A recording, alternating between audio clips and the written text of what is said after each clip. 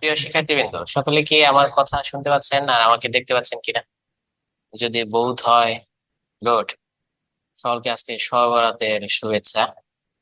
আছি ইনশাআল্লাহ, ইনশাআল্লাহ ভালো আছে আল্লাহ দিলে। তাহলে আসো আমরা দেখি কি করা যায়, না? আজকে সুন্দর একটা দিন, আল্লাহ আমাদের সকলকে কবুল করুক। আমিন। তাহলে আজকে আমরা দেখি আমাদের স্লাইডে কি আছে। এখানে আমি যা বলবো তার চাইতে প্রচুর পরিমাণে প্রশ্ন নিব। কোনো প্রশ্ন থাকলে প্রশ্নগুলো অ্যান্সার দেওয়ার আমি চেষ্টা করবো। তাই তোমাদের যত প্রশ্ন আছে একটু সংক্ষিপ্ত আকারে লিখলে ভালো হবে, আর বাংলা ভাষা লিখলে বেশি ভালো হবে। কারণ ইংলিশ লেটারে লিখলে আর একটা প্রশ্ন দেখতে দেখতে ওই প্রশ্নটা পেছনে চলে যায়, তখন ইংলিশ লেটারে পড়তে একটু কষ্ট হয়। তো তাই বাংলা লেটারে লিখলেই সবচেয়ে ভালো হবে। এটা হচ্ছে আমাদের একটা স্লাইড, যেটা হচ্ছে বাংলা ভাষা ও সাহিত্যের মান বন্টন, পূর্ণমান প্রিলি। এটা এটা হচ্ছে 30 নাম্বার। তো 30 নাম্বার হচ্ছে প্রিলিমিনারি। প্রিলিমিনারিতে এই 30টা নাম্বার আছে। তো সেক্ষেত্রে আমরা এখানে দেখতে পাই সাহিত্যে আগে 20 ছিল, এখন সাহিত্যে কত হয়েছে? 15। ঠিক না? আর ব্যাকরণে 15। তাহলে 15 15 30। আগে সাহিত্যের গুরুত্ব বেশি ছিল, এখন গুরুত্ব 5 কমে গেছে। 5 এখন কমে গেছে, আগে আরো বেশি ছিল। বই সম্পর্কে বলেন, কোন বই অনুসরণ করব? অগ্রদূত পড়া আছে, এটাই পড়তে চাচ্ছি। গ্রামারের জন্য আর সাহিত্যের জন্য? সাহিত্যের জন্য অগ্রদূত ইনাফ না। মূলত আরো বই পড়তে হয়, কিছু মৌলিক বই পড়তে হয়। গ্রামারের জন্য এনাফ। গ্রামারের জন্য এটাই হবে। এই হচ্ছে আমরা এই স্লাইডটা নিয়ে আলোচনা করব। এখানে হচ্ছে আমাদের বিশেষ লিখিত যে সিলেবাসটা আছে, সেই সিলেবাসটা এখানে আমাদের দেওয়া আছে। সেই সিলেবাস নিয়ে যদি কারো কোনো প্রশ্ন থাকে, এবং কত নাম্বার আমরা দেখি। একদিকে আছে 100 নাম্বার। উত্তরণের বই কি এনাফ? গ্রামারের জন্য এনাফ। সাহিত্য আসলে অনেক বড়, তো সাহিত্য অনেক বড় আইটেম, সেই হিসাবে মূল বইয়ের পাশাপাশি কিছু বেসিক বইও পড়তে হয়। লিখিতে নিয়ে সমস্যা কম। লিখিত আমরা দুইটা বলতে পারি, একটা ব্যাকরণের চেয়ে একটা সাহিত্য, ঠিক না? লিখিত আইটেমটা হচ্ছে এই হচ্ছে ব্যাকরণ, আর এই হচ্ছে সাহিত্য আইটেম। তা ব্যাকরণ আইটেমের জন্য লিখিত ব্যাকরণ খুব সহজ। লিখিত ব্যাকরণ গুলো অনেক সহজ আসে। এর ফলে বাজারের যে কোনো বই তো সেই হিসাবে যেহেতু তোমরা কোর্সে ভর্তি হয়ে যাও উত্তরণের, এই উত্তরণের বইটা এনাফ। এটা আমি এককভাবে সাজেশন করব, উত্তরণের বই লিখিত তোমরা এটা পড়ো। অথবা উত্তরণের একটা প্রশ্ন ব্যাংক আছে, এই প্রশ্ন ব্যাংকটা এনাফ। এই যে উত্তরণ প্রশ্ন ব্যাংক, এই প্রশ্ন ব্যাংকটা এনাফ। প্রশ্ন ব্যাংকটা অত্যন্ত সাজানো, এবং বাজারে যতগুলা প্রশ্ন ব্যাংক আছে এই উত্তরণের মানের প্রশ্ন ব্যাংক নাই। তো সেই হিসাবে তুমি এটা নির্দ্বিধায় কিনতে পারো, এটা খুব ভালো বই লিখিতের জন্য ব্যাকরণ। লিখিত সাহিত্যে তোমার কম্বো করতে হবে। এই যে উত্তরণের যে প্রশ্ন ব্যাংকটা আছে তুমি এটা লিখবা সাহিত্যের জন্য, কিন্তু এটা এনাফ নয়। পাশাপাশি তোমার শিকড়ের যে কয়টা বই আছে, শিকড় সিরিজ, তোমরা সেই কয়টাও পড়বা, শিকড়ের বইগুলোও পড়বা। এগুলা পড়বা। এগুলা পড়ার পাশাপাশি যদি সময় পাও যে জাতীয় বিশ্ববিদ্যালয়ে যে অনার্স আছে, অনার্সের first year, second year, third year, fourth ইয়ারের যে গাইডগুলো আছে, এই ফার্স্ট ইয়ার থেকে চতুর্থ বর্ষ পর্যন্ত যে গাইডগুলো আছে, এই গাইডগুলা যদি তুমি সংগ্রহ করতে পারো, এগুলা পড়া তোমাদের যারা শুধু বিদ্যুৎসাহী তাদের জন্য। এই গাইডগুলা যদি সংগ্রহ করতে পারো, গাইডগুলা সংগ্রহ করে বিখ্যাত বইগুলো এখানে আছে, সেই বিখ্যাত বইগুলা তুমি এখানে টুকটাক পড়তে পারো। এই হচ্ছে তোমার রিটেনের জন্য। তবে জেনারেলি উত্তরণের প্রশ্ন ব্যাংক ভালো, আর উত্তরণের এক সেট বইও ভালো। আর হচ্ছে তুমি শিকড়ের বই, এই দুইটা কম্বো করে পড়লে তোমার মোটামুটি হয়ে যাবে। এই হচ্ছে ঘটনা। এখানে কিন্তু চিন্তিত হওয়ার কারণ নেই, বিশেষ করে এই আইটেমটা নো চিন্তা। কারণ এই আইটেমটা পুরোপুরি কমন পড়ে। এই আইটেমে একেবারেই চিন্তা নাই। এই আইটেমে হালকা চিন্তা থাকে। তারপরও এই তিনটা, এটা পড়লে মোটামুটি কাজ হয়ে যায়। এখানে আর কোনো প্রশ্ন আছে? বাংলা ব্যাকরণ যেরকম ভিতর থেকে প্রশ্ন আসছে, ব্যাকরণের জন্য অন্য কোনো বই পড়লে ভালো হবে? বাংলা ব্যাকরণ যেরকম ভিতর থেকে প্রশ্ন আসছে, ব্যাকরণের জন্য অন্য কোনো বই কি? বইটার নাম ভুলে গেছি। তারপর তোমরা একটা সার্চ দিয়ে দেখতে পারো, তারেক মঞ্জুর স্যারের একটা বই আছে, আমি নামটা ভুলে গেছি। এই তারেক মঞ্জুর স্যার ঢাকা বিশ্ববিদ্যালয়ের স্যার, ওনার একটা বই আছে। তো ওনার যে বইটা আছে, তারেক মঞ্জুর স্যার বর্তমানে যথেষ্ট প্রভাবশালী পার্সন, এবং হ্যাঁ, এর বেশি কিছু আমি বলতে পারলাম না, আমি শুধু ইঙ্গিত দিলাম। তো তারেক মঞ্জুর স্যারের একটা বই তোমাদের হাতে রাইখো, যেমন আগে সৌমিত্র শেখর স্যার প্রভাবশালী পার্সন ছিল, তার বই থেকে ভালোই কমন আসতো। তাহলে এখন তারেক মঞ্জুর স্যার অনেকটা সেরকম, সুতরাং স্যারের বইটা তোমরা সংগ্রহ করে নিও। নামটা আমি ভুলে গেছি, ব্যবহারিক ব্যাকরণ নাকি এইরকমই কোনো নাম। আচ্ছা, এরপর তোমরা যদি ব্যাকরণের, তোমাদের ইন্টারমিডিয়েটের বই আছে না ব্যাকরণের জন্য, এইচএসসি এর বই আছে, হায়াত মাহমুদ স্যারের বই হইতে পারে, আলাউদ্দিন আল আজাদের বই হইতে পারে, আবুল কালাম আজাদের বই হইতে পারে, অথবা তোমার নিরঞ্জন অধিকারীর বই হইতে পারে। এইচএসসি যে বইটা ছিল ওই বইটা কিন্তু খুবই ভালো, খুবই ভালো মানের বই। সেটা হায়াত মাহমুদ স্যারের বইও হইতে পারে, নিরঞ্জন অধিকারীর বই হইতে পারে। ওগুলা একটা বইরো, এইচএসসি একটা বই সংগ্রহে রাখো, ওই বইগুলা খুবই ভালো। ওগুলা বিসিএস রিটেনে ভালো ইফেক্টিভ। স্যার, আমরা একটা প্রশ্ন ব্যাংক আপনাদের তরফ থেকে উপহার হিসেবে পাই, ওই প্রশ্ন ব্যাংকটা খুবই ভালো মানের। তোমরা পড়ো। আর যদি যারা অভিজ্ঞ আছে, যদি আমার কথার সাথে যে আমি উত্তরণের বইটা একটু তুলনামূলক নির্ভুল বলেছি, যদি তোমাদের কোনো অবজেকশন থাকে, এই যে আমি হয়তো বা কোচিং এর প্রচার করছি কিন্তু আমি সত্য বলছি না, তাহলে অবজেকশন থাকলে তোমরা অবশ্যই এখানে বলবা। তো এখন পর্যন্ত যারা বইটা পড়েছে তারা অবজেকশন জানায় নাই।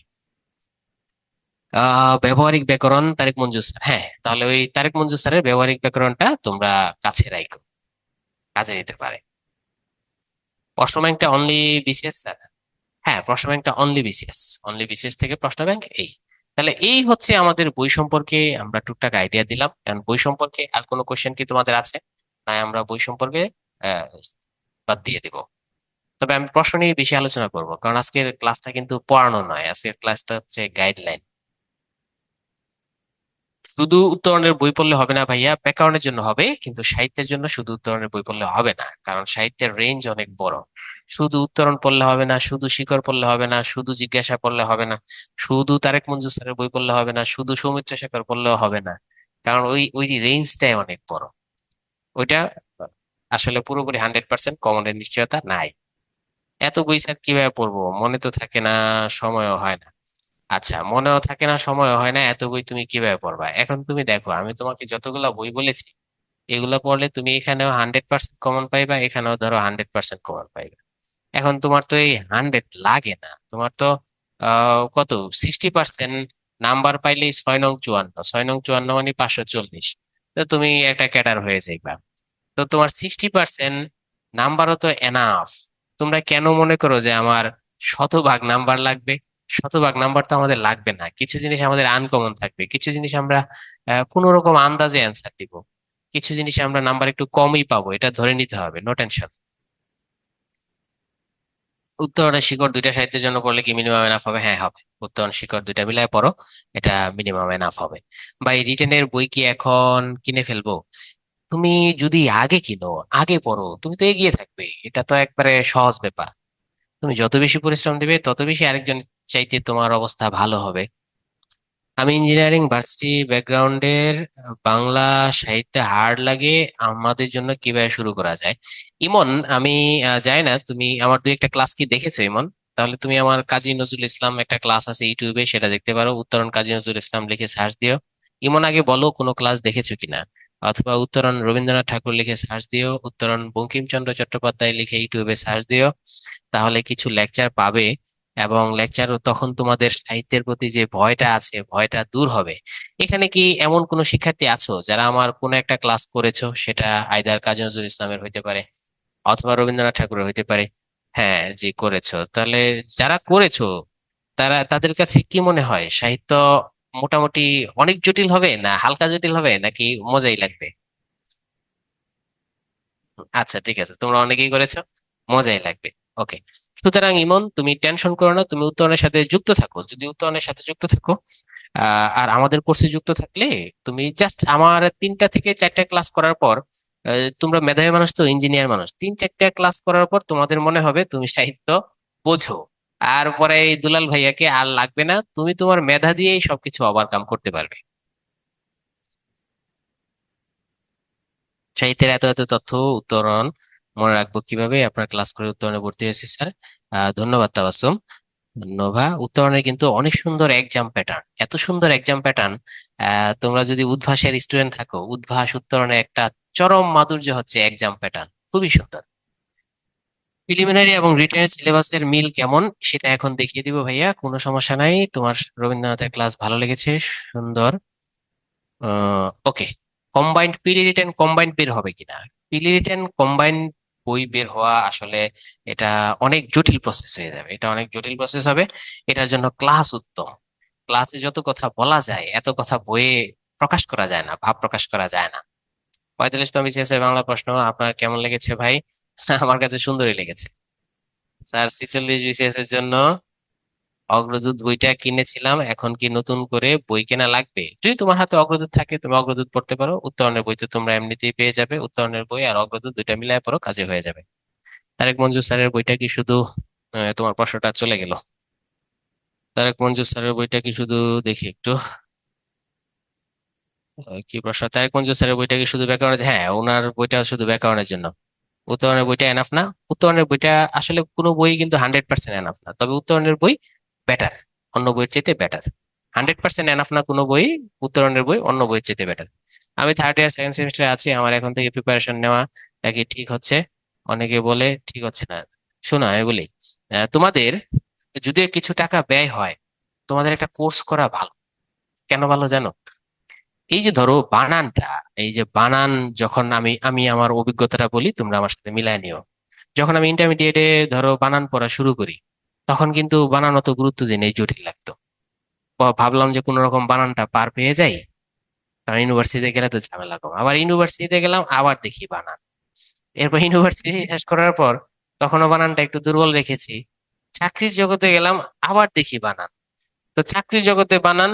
এরপর চাকরি শেষ করার পর যখন আমি চাকরি করা শুরু করছি, মানে চাকরি পাওয়ার পর যখন চাকরি করছি, এখনো দেখি আমার প্রতি মুহূর্তে একটা চিঠি লিখতে গেলে বানান লাগে, একটা ডকুমেন্ট তৈরি করতে গেলে বানান লাগে, প্রতি মুহূর্তে বানান লাগে। এখন এই যে বানান আমার কবর পর্যন্ত লাগবে, এটা কেউ যদি আমাকে 2009 সালে অ্যাডমিশনের সময় বলে দিত, তাহলে বলতো আমি 2009 সালেই তো ওইটার একটা রফা দফা করে ফেলতাম। আমি কি এই 4টা ফেজে গিয়ে আমি যে জিনিসটা ফেস করেছি, 4টা ফেজে গিয়ে যে জিনিসটা আমাকে প্যারা দিয়েছে বা কষ্ট দিয়েছে, সেটাকে তো আমি আয়ত্ত আত্মস্থ করে ফেলতাম কত সালে? ওটাকে আমি ইমবাইব করে ফেলতাম তো 2009 সালে। তাহলে কি এটা আমার জানা উচিত না? আমার এই এক্সাম্পল থেকে তোমরা বলো জানা উচিত কিনা? যা তোমাকে প্যারা দিবে পদে পদে, কোথায় কোথায় লাগবে, সেটা যদি তুমি আগে থেকে জানতে পারো, তাহলে তোমার জন্য সেটা ইফেক্টিভ হবে না? হ্যাঁ। সুতরাং কেউ যদি সেকেন্ড ইয়ারে পড়ো বা থার্ড ইয়ারে পড়ো, সে এটাকে এটাকে প্রধান হিসাবে না ধরে সেকেন্ডারি হিসাবে ধরে তুমি একটা কোর্স করে নিতে পারো, কিছু টাকা ব্যয় হলেও করে নিতে পারো, যাতে করে তুমি বুঝতে পারো কোন জিনিসটা তোমার লাগবে। একটু জাস্ট আমি সিম্পল ধরাই, যেমন তুমি এখন বুয়েটেই পড়ছো, কিন্তু তুমি ইসরায়েল নিয়ে আর ফিলিস্তিন নিয়ে খুব বেশি ভাবছো না। কিন্তু তুমি যদি ইসরায়েল আর ফিলিস্তিন একটা কোর্স করতা, যে কোনো বিসিএস এর ইসরায়েল আর ফিলিস্তিনের বিষয়টা পুরো বুঝে যাইতা, এরপর প্রত্যেকটা ওয়ার্ড দেখলে, একটা শিরোনাম দেখলে, মোবাইলের একটা ইন্টারফেস দেখলে, যেখানেই যা দেখতা তা কিন্তু তোমার মাথায় ক্যাচ করতো, তোমার জ্ঞান বাড়তে থাকতো বাড়তে থাকতো বাড়তে থাকতো। কারণ তুমি বিষয়গুলা জানো, এক নজর এট আ গ্লান্স পড়লেই বাড়তে থাকতো, তুমি অল টাইম জ্ঞানের সাথে টাচে থাকবা। আর যদি তুমি বিষয়গুলা নাই জানো, তোমার মোবাইলে যতই আসুক, তোমার ফেসবুকে যতই রিল আসুক, কোনো রিলেই তোমার জন্য কিন্তু ইফেক্টিভ মনে হবে না, কারণ তোমার এই বিষয়ে ইন্টারেস্ট নাই। তুমি যদি ইউক্রেন আর রাশিয়ার কনফ্লিক্টটা বুঝো, তাহলে তোমার শিরোনাম দেখলেই কিন্তু তোমার মাথায় হিট করবে। আর যদি তুমি তুমি এই কনফ্লিক্টটা কিছুই না বুঝো, তাহলে তুমি এই যে আগামী 4 বছর আরো কত রিল দেখছো, কত ইউটিউব দেখছো, কত শিরোনাম দেখছো, কোনো শিরোনামই তোমার মাথায় হিট করবে না। আর তুমি যদি আগে থেকে একটা কোর্স করে নাও, তাহলে তোমার মাথায় প্রত্যেকটা শিরোনাম হিট করবে। শিকড়ের রিটেনের বই, ব্যাকরণ ব্যাকরণ যা আছে সেটা শিকড়ও এনাফ, ব্যাকরণ যেটুকু আছে সেটা উত্তরণ এনাফ। ব্যাকরণ বইটা যে কোনো একটা বই এনাফ, তুমি যদি একটা ইয়ের বই পড়ো, প্রফেসর একটা ব্যাকরণ পড়ো, সেটাও এনাফ। রিটেনের জন্য রিটেনের ব্যাকরণ যে কোনো একটা বই এনাফ, রিটেনের ব্যাকরণ নিয়ে কোনো টেনশনই নেই। পিলির ব্যাকরণ হয়তোবা তোমার একটু জটিল হয়, কিন্তু রিটেনের ব্যাকরণ সহজ হয়, রিটেনের ব্যাকরণ নিয়ে কোনো টেনশনই নেই। আচ্ছা, তুমি ফার্স্ট ইয়ারে পড়ো ইকোনমিক ডিপার্টমেন্টে, হ্যাঁ তুমিও পড়ে নিতে পারো যে কোনো একটা কোর্স আগে ভাগে, শুধু দেখে নাও, এটাকে তুমি গৌণ ধরো, মুখ্য না ধরে এটাকে গৌণ ধরে তুমি কোর্স গুলা দেখে নাও। এরপর তুমি আগামী 5 বছর দেখবা তুমি সাবকনশাসলি অনেক জ্ঞান তোমার ভিতরে ঢুকে যাবে। তুমি ইন্টারেস্টেড হয়ে গেলে একবার একবার কোনো কনটেক্সট তুমি যদি বুঝে যাও, কোনো কন্টেন্ট যদি তুমি বুঝে যাও, তখন আগামী 6 বছর যত আলোচনা হবে তোমার ভিতরে জ্ঞান পুশ করবে। যত তুমি ইয়ে দেখবে, রিল দেখবে, ইউটিউব দেখবে, তোমার ভিতরে জ্ঞান ঢুকতে থাকবে, ঢুকতে থাকবে, ঢুকতে থাকবে। আর তুমি যদি কোনো বিষয়ে আগ্রহী না হও, তাহলে তোমার ভিতরে ঢুকবেই না। আর আমরা আগ্রহী হই কখন? যখন বিষয়টা বুঝি। তাহলে আশা করি এখানে আমাদের তোমাদের আর ব্যক্তিগত কোনো প্রশ্ন থাকলে আর বলো। আর 1 মিনিট আমি প্রশ্ন নেবো, এরপর আমি চলে যাব কিভাবে পিলিয়ার রিটেনকে আমরা একসাথে করে ফেলতে পারি। হ্যাঁ, রিটেনের মান উন্নয়নের জন্য আজকে অবশ্যই সাজেশন দেবো স্যার, আমি তো জানি। একটু দাঁড়াও, 200 মার্ক, একটু ওয়েট, দেখি প্রশ্নটা। স্যার আমি তো জানি 200 মার্কের সবটা অনেক সময় প্রিপারেশন নেওয়া যায় না, আধুনিক যুগে কিছু। হুম, 200 মার্ক, ওই যে আমি কিন্তু তোমাদের শুরুতেই বলেছিলাম, তোমার ক্যাডার হওয়ার জন্য কিন্তু 60 মার্ক হইলেই এনাফ। তোমার কিন্তু 100-তে 100 লাগে না, 100-তে 100 লাগে না, তারপর তুমি কিন্তু 200 অ্যান্সার করে দিয়ে আসবা। 100-তে 100 লাগে না স্যার। মেইন কনটেক্সট স্টার্ট করেন, অবশ্যই অবশ্যই। কি পড়বো স্যার বলে দিবেন স্যার? অবশ্যই অবশ্যই বলে দিব, কোনো সমস্যা নাই। ভাই আমি ভেটেরিনারি সায়েন্স অ্যানিমাল, ওকে, পড়াশোনা করেছি। ডিটেলস লিখতে হতো, খুঁটিনাটি চিত্র সহ বিশেষ রিটেনে কি প্যাটার্ন, এই আল্লাহ, তুমি যত বেশি চিত্র দিবে তত বেশি নাম্বার পাবে। এটা মজা তো, বায়োলজির স্টুডেন্টরা সায়েন্সে তো প্রচুর নাম্বার পায়, কারণ প্রচুর চিত্র দিতে পারে। ঠিক আছে, সুতরাং যত বেশি চিত্র দিবে তত বেশি তুমি নাম্বার পাবে। আবার ইয়েরা কি জন্য, তোমার ইঞ্জিনিয়াররা প্রচুর নাম্বার পায়, কারণ ইঞ্জিনিয়ারদের কাছে চিত্র আঁকা 1-2 ব্যাপার। এরা অনেক চিত্র আঁকে, অনেক বার আঁকে, পায় আঁকে, চার্ট আঁকে, এতে করে এরা অনেক ভালো নাম্বার পায়। ভাই একবার একটা লিস্ট দিয়ে দিবেন বইয়ের। আহ এখন টুকটাক বলে দিয়েছি, বাকিটা ইনশাল্লাহ পরে যদি সময় পাই তোমাদের লিস্ট দিয়ে দেবো। ওকে, ঠিক আছে। তাহলে এখানে এই পেজ থেকে এটা বোধহয় তোমরা সব বুঝো, কারো কোনো যদি প্রশ্ন থাকে তাহলে এই পেজ থেকে প্রশ্ন করো, নয় আমরা চলে যাচ্ছি। হ্যাঁ, যত সব ফালতু লোকজন আসে কোথা থেকে, বিশাল, কেন সমস্ত লোককে তোমার ফালতু মনে হয়? হুম, আল্লাহ রে, নিজেকে সুপারিয়র ভাবা, অন্যকে নিকৃষ্ট ভাবা, এটা খুব বাজে কোয়ালিটি। তার ন্যাশনাল থেকে ক্যাডার চয়েসে ইফেক্ট থাকবে কিনা? কোনো ইফেক্ট নেই ভাই। যদি তুমি ন্যাশনাল থেকে সায়েন্স ব্যাকগ্রাউন্ডের অনেকেই ক্যাডার হচ্ছে। আর্টস ব্যাকগ্রাউন্ডে একটু লড়াইটা বেশি করতে হয়, সায়েন্স ব্যাকগ্রাউন্ড হলে ক্যাডার হওয়ার সুবিধা হয়। ওকে, আমরা দেখো এখানে আমরা পেজে চলে আসলাম। বাংলা ভাষা ও সাহিত্য, এখানে কিন্তু 30 নম্বর। এখানে 30-এর মধ্যে খুবই, আমি তোমাকে বলে দিই, এটাকে 5 স্টার দিয়ে দিই। এটা থেকে প্রয়োগ অপপ্রয়োগ, এটা তোমার একদম কবর পর্যন্ত লাগবে। ঠিক আছে, কবর পর্যন্ত কেন লাগবে? এখন তোমার লাগবে, চাকরিতে লাগবে, এটা 2 জায়গায় লাগে। এটা আবার কিন্তু মেন্টাল অ্যাবিলিটি বা মানসিক দক্ষতায় লাগে। তাহলে এটার গুরুত্ব সর্বোচ্চ গুরুত্বপূর্ণ। মানসিক দক্ষতাও লাগে, আবার ব্যাকরণও লাগে, এটা লাগে 2 জায়গায়। বানানো সেম, বানানো কিন্তু তোমার এই মানসিক দক্ষতায় লাগে, প্লাস হচ্ছে ব্যাকরণে, এটা 2 জায়গায় লাগে। আর এটা হচ্ছে বাক্য শুদ্ধি, বানান, এই দুইটাই হচ্ছে তোমার 5 স্টার কন্টেন্ট, কারণ এগুলো তোমার চাকরি পাওয়ার পরেও লাগবে। তোমাকে তোমার একটা বস লিখতে দিবে, তুমি যদি ভুল করো, ভুল করার পর পরে কিন্তু তুমি ধরা খেয়ে যাবে। ঠিক আছে, এরপর পরিভাষা, এটাও চাকরি পাওয়ার পরে লাগে। তোমার আজকে একটা মিটিং হবে, সেখানে বলা থাকবে যে অ্যাক্টিং প্রিন্সিপাল আজকে থাকবেন, অ্যাক্টিং তোমাকে বুঝতে হবে। সার্কুলার থাকে, এখানে অনেকগুলা সার্কুলার থাকে, অ্যাটেস্টেশন থাকে, প্রজ্ঞাপন থাকে, পরিপত্র থাকে, বিভিন্ন মন্ত্রণালয় থাকে, মন্ত্রণালয়ের ডিভিশন থাকে, মন্ত্রণালয়ের উইংস থাকে। মন্ত্রণালয়ের এগুলো বুঝতে হয়, এই পরিভাষাগুলো বুঝতে হয়, উইংস কি, তারপর হচ্ছে মন্ত্রণালয়ের ডিভিশন কি, এগুলা প্রচুর পরিভাষা থাকে, বুঝতে পেরেছো? রুলস কি, রেগুলেশন কি, বাই ল কি, ল কি, অ্যাক্ট কি, আহ তারপর হচ্ছে প্রভিন্স কি, এই সমস্ত পরিভাষাগুলা চাকরিতে প্রচুর প্রচুর কাজে লাগে। তুমি চাকরিতে ভুল করেছো, তোমাকে রিমুভাল করিয়ে দিল। তুমি চাকরিতে ভুল করেছো, তোমাকে ডিসমিস করে দিল। এই রিমুভালের সাথে ডিসমিসের কি পার্থক্য, রিমুভাল কেন করা হয়, ডিসমিস কেন করা হয়, এই সমস্ত শব্দগুলা কিন্তু চাকরিতে আবার ব্যাপক হারে লাগে। তাই পরিভাষাটাকে আমি 4 স্টার কন্টেন্ট দিয়ে দিলাম। এগুলো হচ্ছে বেশি গুরুত্বপূর্ণ। এই ধ্বনিটা হচ্ছে 5 স্টার কন্টেন্ট, এই ধ্বনিটা খুবই খুবই ইম্পর্টেন্ট, কারণ চাকরিতে সকল ক্ষেত্রে এই ধ্বনি থেকে একটা প্রশ্ন আসেই আসে, এতে কোনো সন্দেহ নাই। এইগুলা হচ্ছে গুরুত্বের বিচার আমি তোমাদের দিয়ে দিলাম। এখন কোনটা কোনটা প্রিলিয়ার রিটেন, কোনটা প্রিলিতেও কমন, কোনটা রিটেনেও কমন, সেটা নিয়ে তুমি টেনশন করো না, কারণ এখানে আমাদের একটা চার্টে আছে। এই চার্টের মধ্যে আমরা প্রিলি রিটেন কোনটা কমন এই যে লিখে দিয়েছি চার্ট অনুযায়ী। এবং এখানে আমি গুরুত্বের বিচার দিয়ে দিই। লিখিত শব্দ গঠন, সর্বোচ্চ প্রশ্ন এখান থেকে এসেছে 5 স্টার, 5 দিয়ে দিলাম, কারণ বেশি স্টার দিলে স্লাইড নষ্ট হয়ে যায়। আমি এখানে 5 দিয়ে দিলাম, এটা হচ্ছে 5 স্টার। বানান থেকে প্রশ্ন আসেই, এটা 5 স্টার। এই যে বাক্য শুদ্ধি, বাক্য প্রয়োগ, এটা 5 স্টার। এগুলো হচ্ছে 5 স্টার কোয়েশ্চেন্স। প্রবাদ, নিহিতার্থ প্রকাশ, এটাও কিন্তু 5 স্টার। অর্থাৎ এই সবকটা থেকে প্রশ্ন থাকে বিসিএস এ, এই সবকটা লিখিতের জন্য 5 স্টার। প্রিলিতে আসো, প্রিলিতের জন্য তোমার দেখা যায় প্রিলির মধ্যে এটা 5, অর্থাৎ বানানো শুদ্ধি 5, প্রয়োগ অপপ্রয়োগ 5 স্টার, ধ্বনীয় বর্ণ 5 স্টার, পরিভাষা 5 স্টার, সমার্থক বিপরীতার্থক শব্দের মধ্যে এই সমার্থক শব্দ হচ্ছে 4 স্টার। তাহলে এই হচ্ছে তোমার বিপরীতার্থক শব্দ, অত বেশি গুরুত্বপূর্ণ নয়। বাক্য ও বাক্য শুদ্ধি এটাও কিন্তু দিলাম 4 স্টার। আর সন্ধি আর সমাসের মধ্যে এই সমাস 4 স্টার, এটা 5 স্টার নয়। শব্দের মধ্যে বিদেশি শব্দ, শব্দের মধ্যে আমরা সব প্রকার শব্দ থেকে প্রশ্ন সাধারণত আসে না, এই বিদেশি শব্দ থেকে প্রশ্ন আসে, এই বিদেশি শব্দটা হচ্ছে 4 স্টার। এই হচ্ছে তোমরা, এই পেজ থেকে তোমাদের কোনো প্রশ্ন আছে?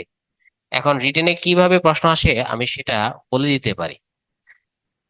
আহ অন্যদের কমেন্টস দেখতে পাচ্ছি না ভাইয়া।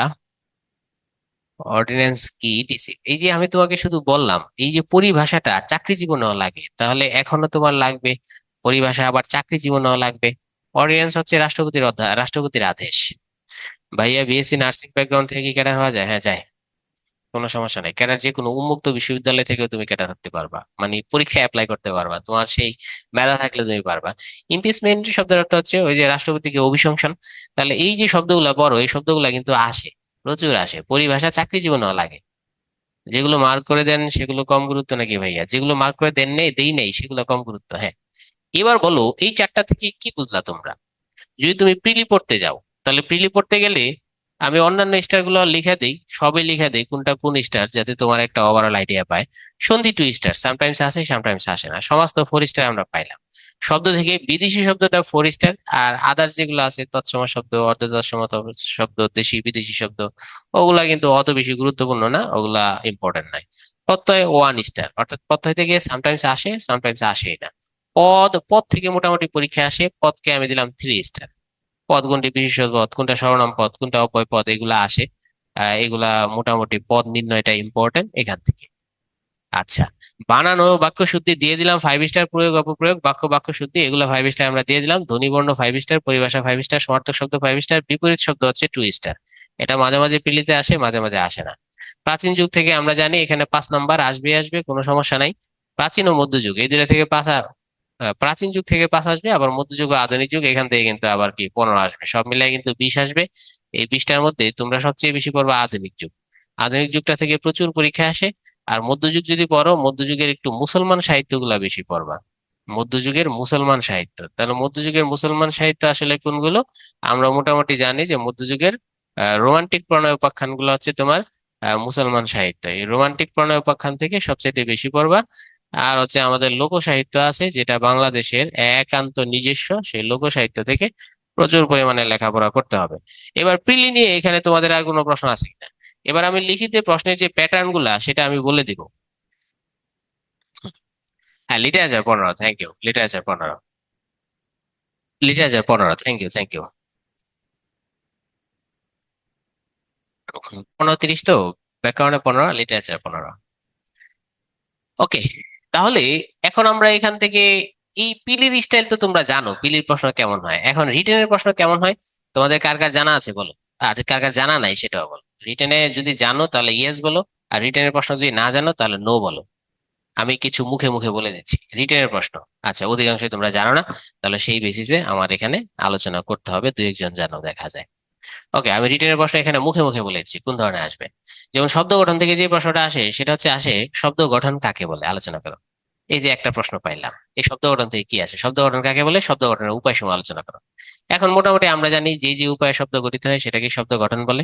আর উপায়গুলো আমরা জানি, সমাসের মাধ্যমে শব্দ গঠন, সন্ধির মাধ্যমে শব্দ গঠন, উপসর্গের মাধ্যমে শব্দ গঠন, প্রকৃতি প্রত্যয়ের মাধ্যমে শব্দ গঠন, দ্বিরুক্তি শব্দের মাধ্যমে কি হয় শব্দ গঠন। এই যে শব্দ গঠনের যতগুলো উপায় আছে, প্রবাদ প্রবচনের মাধ্যমে শব্দ গঠন, বাগধারার মাধ্যমে নতুন শব্দ গঠন, এই শব্দ গঠনের সমস্ত উপায়গুলো আস্তে আস্তে করে আমাদের কি লিখে দিতে হয়। এবং জেনারেলি এগুলো 5 নাম্বারের প্রশ্ন থাকে, তো তো 5 নাম্বারের প্রশ্ন থাকলে ব্যাকরণ তো আর পৃষ্ঠা ধরে লেখা হয় না, ব্যাকরণ কি ধরে লেখা হয়, ব্যাকরণ হচ্ছে অ্যান্সার ধরে লেখা হয়। তাহলে যতগুলো পদ্ধতি আছে, যত বেশি পদ্ধতি তুমি দিতে পারবে তত বেশি তুমি নাম্বার পাবে। ঠিক আছে, তাহলে শব্দ গঠন থেকে এই প্রশ্নগুলো আসে। আমি আবারও বলছি, শব্দ গঠন, শব্দ গঠন কাকে বলে আলোচনা করো, এবং শব্দ গঠনের উপায়সমূহ নির্দেশ করো, এইভাবে আসে। আবার এইভাবে আসতে পারে, শব্দ গঠন কাকে বলে, আহ প্রকৃতি প্রত্যয় শব্দ গঠন কাকে বলে? উপসর্গ দিয়ে শব্দ গঠন করে দেখাও, এভাবে পরীক্ষা আসে। আবার শব্দ গঠন আমরা জানি উপসর্গের একটা সিস্টেম আছে, ইন্টারমিডিয়েটে আমরা পড়েছি। উপসর্গের অর্থবাচকতা নেই, অর্থদ্যোতকতা আছে, আলোচনা করো, সেটাও আসে। আবার কয়টা উপসর্গ দিয়ে দেয়, এই যে আমরা যে একটু সংক্ষেপে দেখি শব্দ গঠনের প্রশ্ন।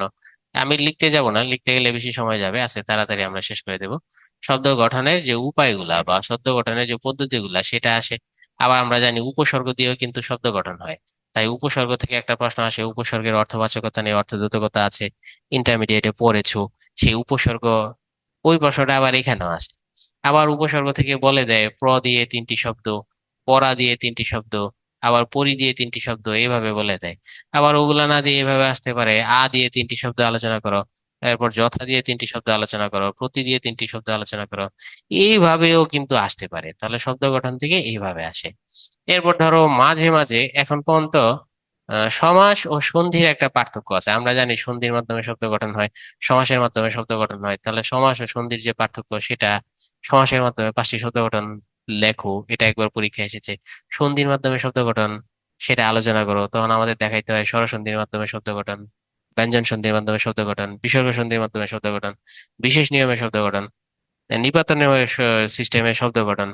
এই যে সন্ধির মাধ্যমে শব্দ গঠন প্রক্রিয়া সেগুলো আলোচনা করতে হয়, সমাসের মাধ্যমে শব্দ গঠন প্রক্রিয়া সেগুলো আলোচনা করতে হয়। তাহলে শব্দ গঠন থেকে প্রচুর প্রশ্ন আসে, এটা 5 স্টার কন্টেন্ট।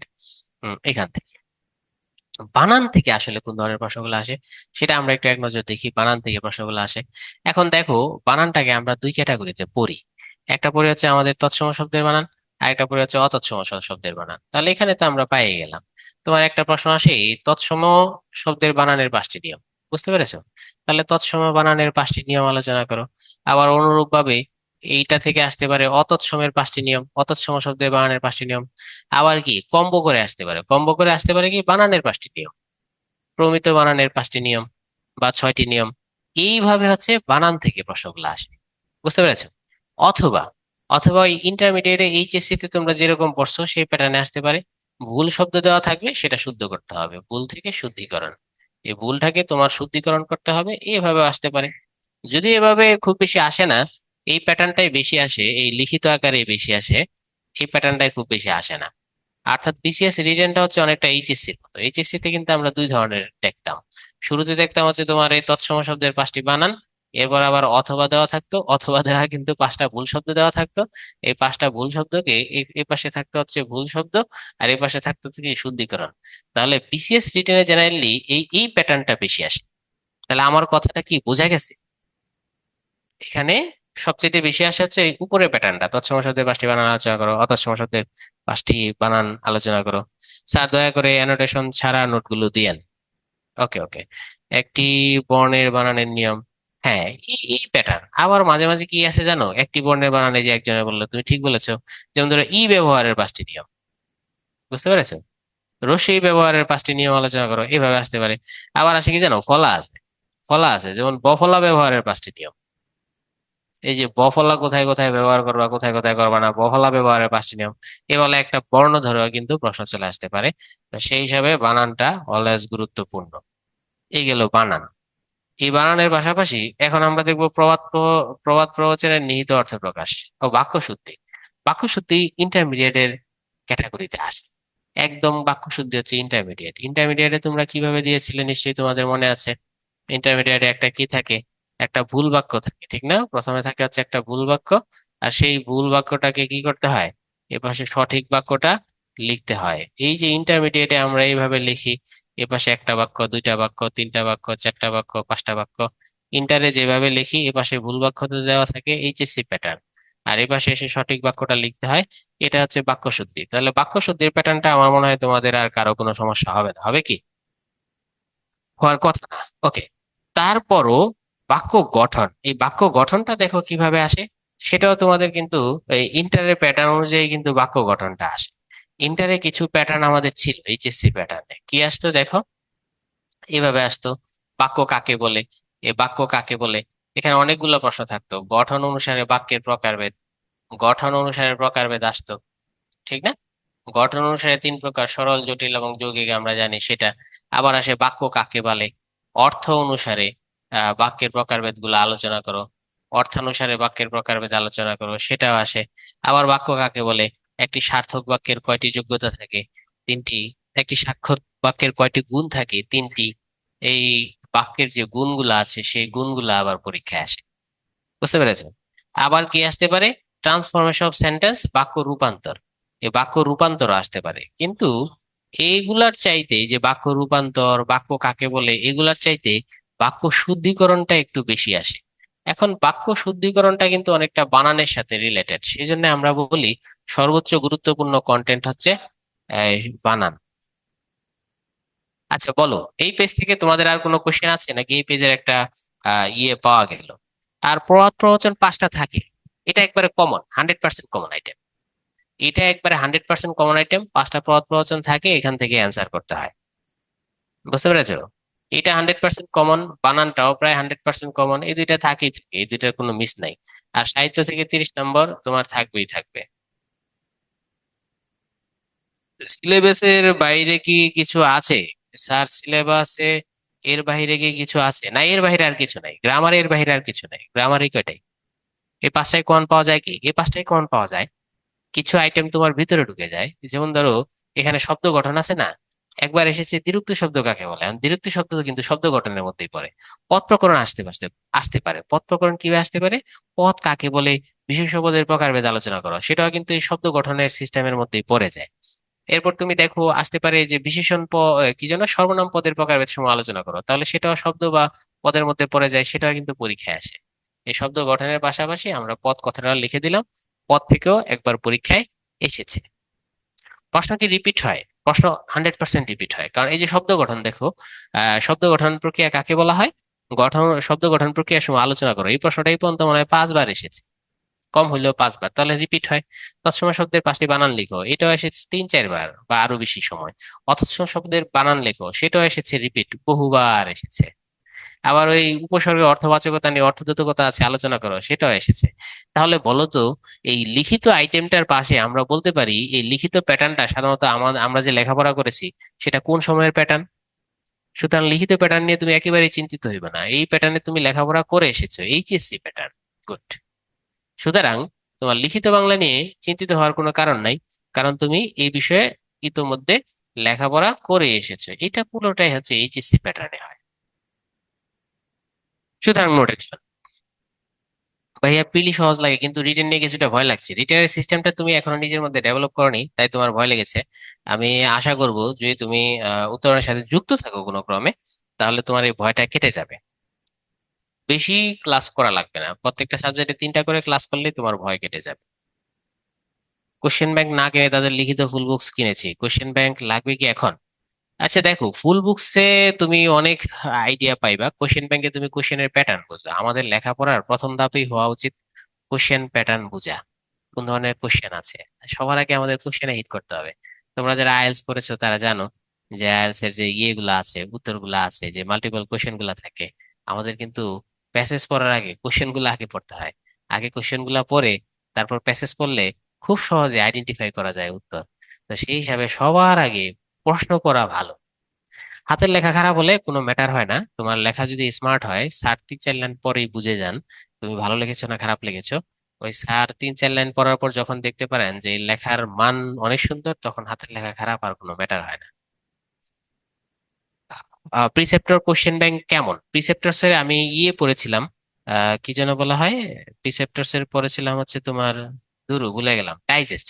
তো প্রিসেপ্টরস এর ডাইজেস্টটা ভালো মান ছিল, ভালো মান ছিল। তাহলে প্রিসেপ্টরস এর কোশ্চেন ব্যাংকটা আমি আর দেখি নাই, তাই বলতে পারবো না। কিন্তু ওই প্রিসেপ্টরস এর ডাইজেস্টটা ভালো ছিল, সেই অনুপাতে বলতে পারি তাদের কোশ্চেন ব্যাংকও সুন্দর হবে। ভাইয়া বাংলা রিটেন ম্যাক্স কত নাম্বার পাওয়া পসিবল? যদি মোটামুটি 70 পাওয়া পসিবল। 70 পাওয়া, ক্লাস আর কতক্ষণ হবে? ক্লাস তো ভেবেছিলাম 7টা থেকে 8টা 20 পর্যন্ত নিব, বা 8টা 10 পর্যন্ত নিব। তো সেই হিসাবে এখন 43 বাজে, 17 আর 10 আর 25 মিনিট, ধরো 25 বা 27। আমরা যারা নতুন তাদের তো প্রিলি চ্যালেঞ্জ। হ্যাঁ অবশ্যই, সবই তো চ্যালেঞ্জ, চ্যালেঞ্জ ছাড়া কি আছে কিছু? আচ্ছা দেখো, এই হচ্ছে সিলেবাসটা। আর একটা জিনিস তোমার দেখো, সিলেবাসে আমরা একটু দেখাই দিই তোমাদের, পুরো স্লাইড গুলাই দেখাই, যত প্রশ্ন আছে সব আমরা। এই যে এখানে দেখো কিছু আইটেম আছে। আচ্ছা, এই পিলির প্রশ্ন, পিলির প্রশ্ন কিন্তু তোমরা বুঝো। রিটেনে কিছু প্রশ্ন দেখো, এই যে দেখো শব্দ গঠন, কি কি উপায়ে শব্দ গঠিত হয়? সমাসের মাধ্যমে, সন্ধির মাধ্যমে, উপসর্গের মাধ্যমে, প্রকৃতি প্রত্যয়ের মাধ্যমে। বোঝা গেল। আরেকটা প্রশ্ন রিটেনে এসেছে, দেখো কিভাবে সমাসের সাহায্যে শব্দ গঠিত হয়। এখন তোমার এই 6টা সমাস দিয়ে 6টা উদাহরণ দিবা, দ্বন্দ্ব সমাস দিয়ে একটা উদাহরণ দিবা, কর্মধারয় সমাস দিয়ে একটি, দ্বিগু সমাস দিয়ে একটি, তৎপুরুষ দিয়ে একটি, অব্যয়ভাব দিয়ে একটি, বহুব্রীহি দিয়ে একটি। এই 6টি সমাস দিয়ে 6টি উদাহরণ তুমি দেখাই দিবা সমাস দিয়ে কিভাবে শব্দ গঠন হয়। অর্থগত ভাবে শব্দসমূহকে কয়ভাবে ভাগ করা হয়, এটা তো শব্দ থেকে এসেছে, তোমরা জানো অর্থগত ভাবে 3 ভাবে ভাগ করা হয়। রুরি, যোগ রুরো, এমনকি যৌগিক শব্দ, অর্থাৎ যৌগিক রুরো এবং যোগ রুরো। তাহলে এই প্রশ্নটা এসেছে, তাহলে এই প্যাটার্নটা কিসের প্যাটার্ন? এইচএসসি প্যাটার্ন, ইন্টারের প্যাটার্ন, এইচএসসি প্যাটার্ন। আরো কিছু প্রশ্ন তোমাদের দেখিয়ে দেই রিটেনের, তাহলে তোমরা বুঝতে পারবা। এই যে দেখো, এটাও কিন্তু এইচএসসি প্যাটার্ন। তো এইচএসসি প্যাটার্ন কিভাবে, দেখো 5টা বানান, ভুল বানান দেওয়া আছে। সেই ভুল বানান গুলাকে তোমার কি করতে হবে? শুদ্ধ করে লিখতে হবে। তাহলে তুমি বুঝে ফেললা, এটা আমারই কঠিন কিছু না, তোমরা এইচএসসি তে এটা দেখেছো। আবার এটাও কিন্তু এইচএসসি প্যাটার্ন। তোমরা জানো যে শুরুতে দেওয়া থাকে যে বাংলা বানানের 5টি নিয়ম, তৎসম বানানের 5টি নিয়ম, বা অতৎসম বানানের 5টি নিয়ম ইত্যাদি। আবার দেখো এখানে ব্যবহার আছে এই যে তালব্য ব্যবহারের নিয়ম, মূর্ধন্য ষ ব্যবহারের নিয়ম, দন্ত্য স ব্যবহারের নিয়ম। এগুলো হচ্ছে বানানের নিয়মের মধ্যে পড়ে। তোমরা রিটেনের প্রশ্ন দেখে ফেললা। আরেকটু প্রশ্ন আমরা দেখি, বাক্য শুদ্ধি। এই যে প্রয়োগগত দিক থেকে শুদ্ধ, এটা হচ্ছে প্রিলি, এটা প্রিলি স্টাইল। তোমরা নিচেরটা দেখো, এইগুলো হচ্ছে রিটেন স্টাইল। তাহলে এই প্যাটার্নটা তো পুরোটাই এইচএসসি প্যাটার্ন। এইচএসসি প্যাটার্ন কিভাবে, দেখো এই যে এখানে ভুল আছে, এই জায়গাটায় ভুল আছে, তুমি এটাকে শুদ্ধ করে লিখে দিবা। সায়েমের চিঠি দেখে তিনি অবাক হইলেন, এখানে কি আছে? ভুল আছে, তুমি এটাকে শুদ্ধ করে লিখে দিবা। সুতরাং এটা নিয়ে তোমার কি চিন্তিত হওয়ার কোনো কারণ নাই।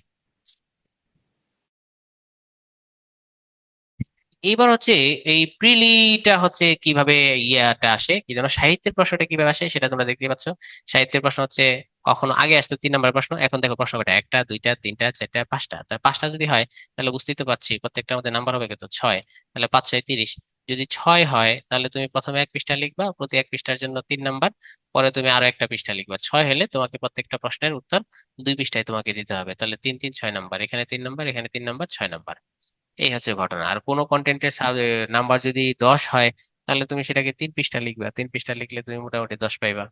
এইভাবে আর কি, যদি নাম্বার বাড়ে তাহলে একটু পেজ বেড়ে যাবে। এই যে সাহিত্যের প্রশ্ন দেখো, মধ্যযুগে বাংলা সাহিত্যের বৈশিষ্ট্য এবং প্রবণতা আলোচনা করো। পিলির সাথে কিভাবে আমরা রিটেন পড়বো সেটাও আমি একটু পর তোমাদের দিয়ে দিব।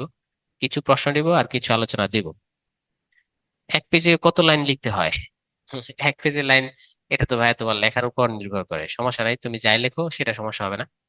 যত কম লাইন লেখা যায় তত অন্যদিকে বাড়ানো যায়, কিন্তু কোয়ালিটি ভালো হতে হবে, ইনফরমেটিভ হতে হবে। ইনফরমেটিভ হতে হবে, বুঝতে পেরেছো? ইনফরমেটিভ না হলে তো কাজ হবে না।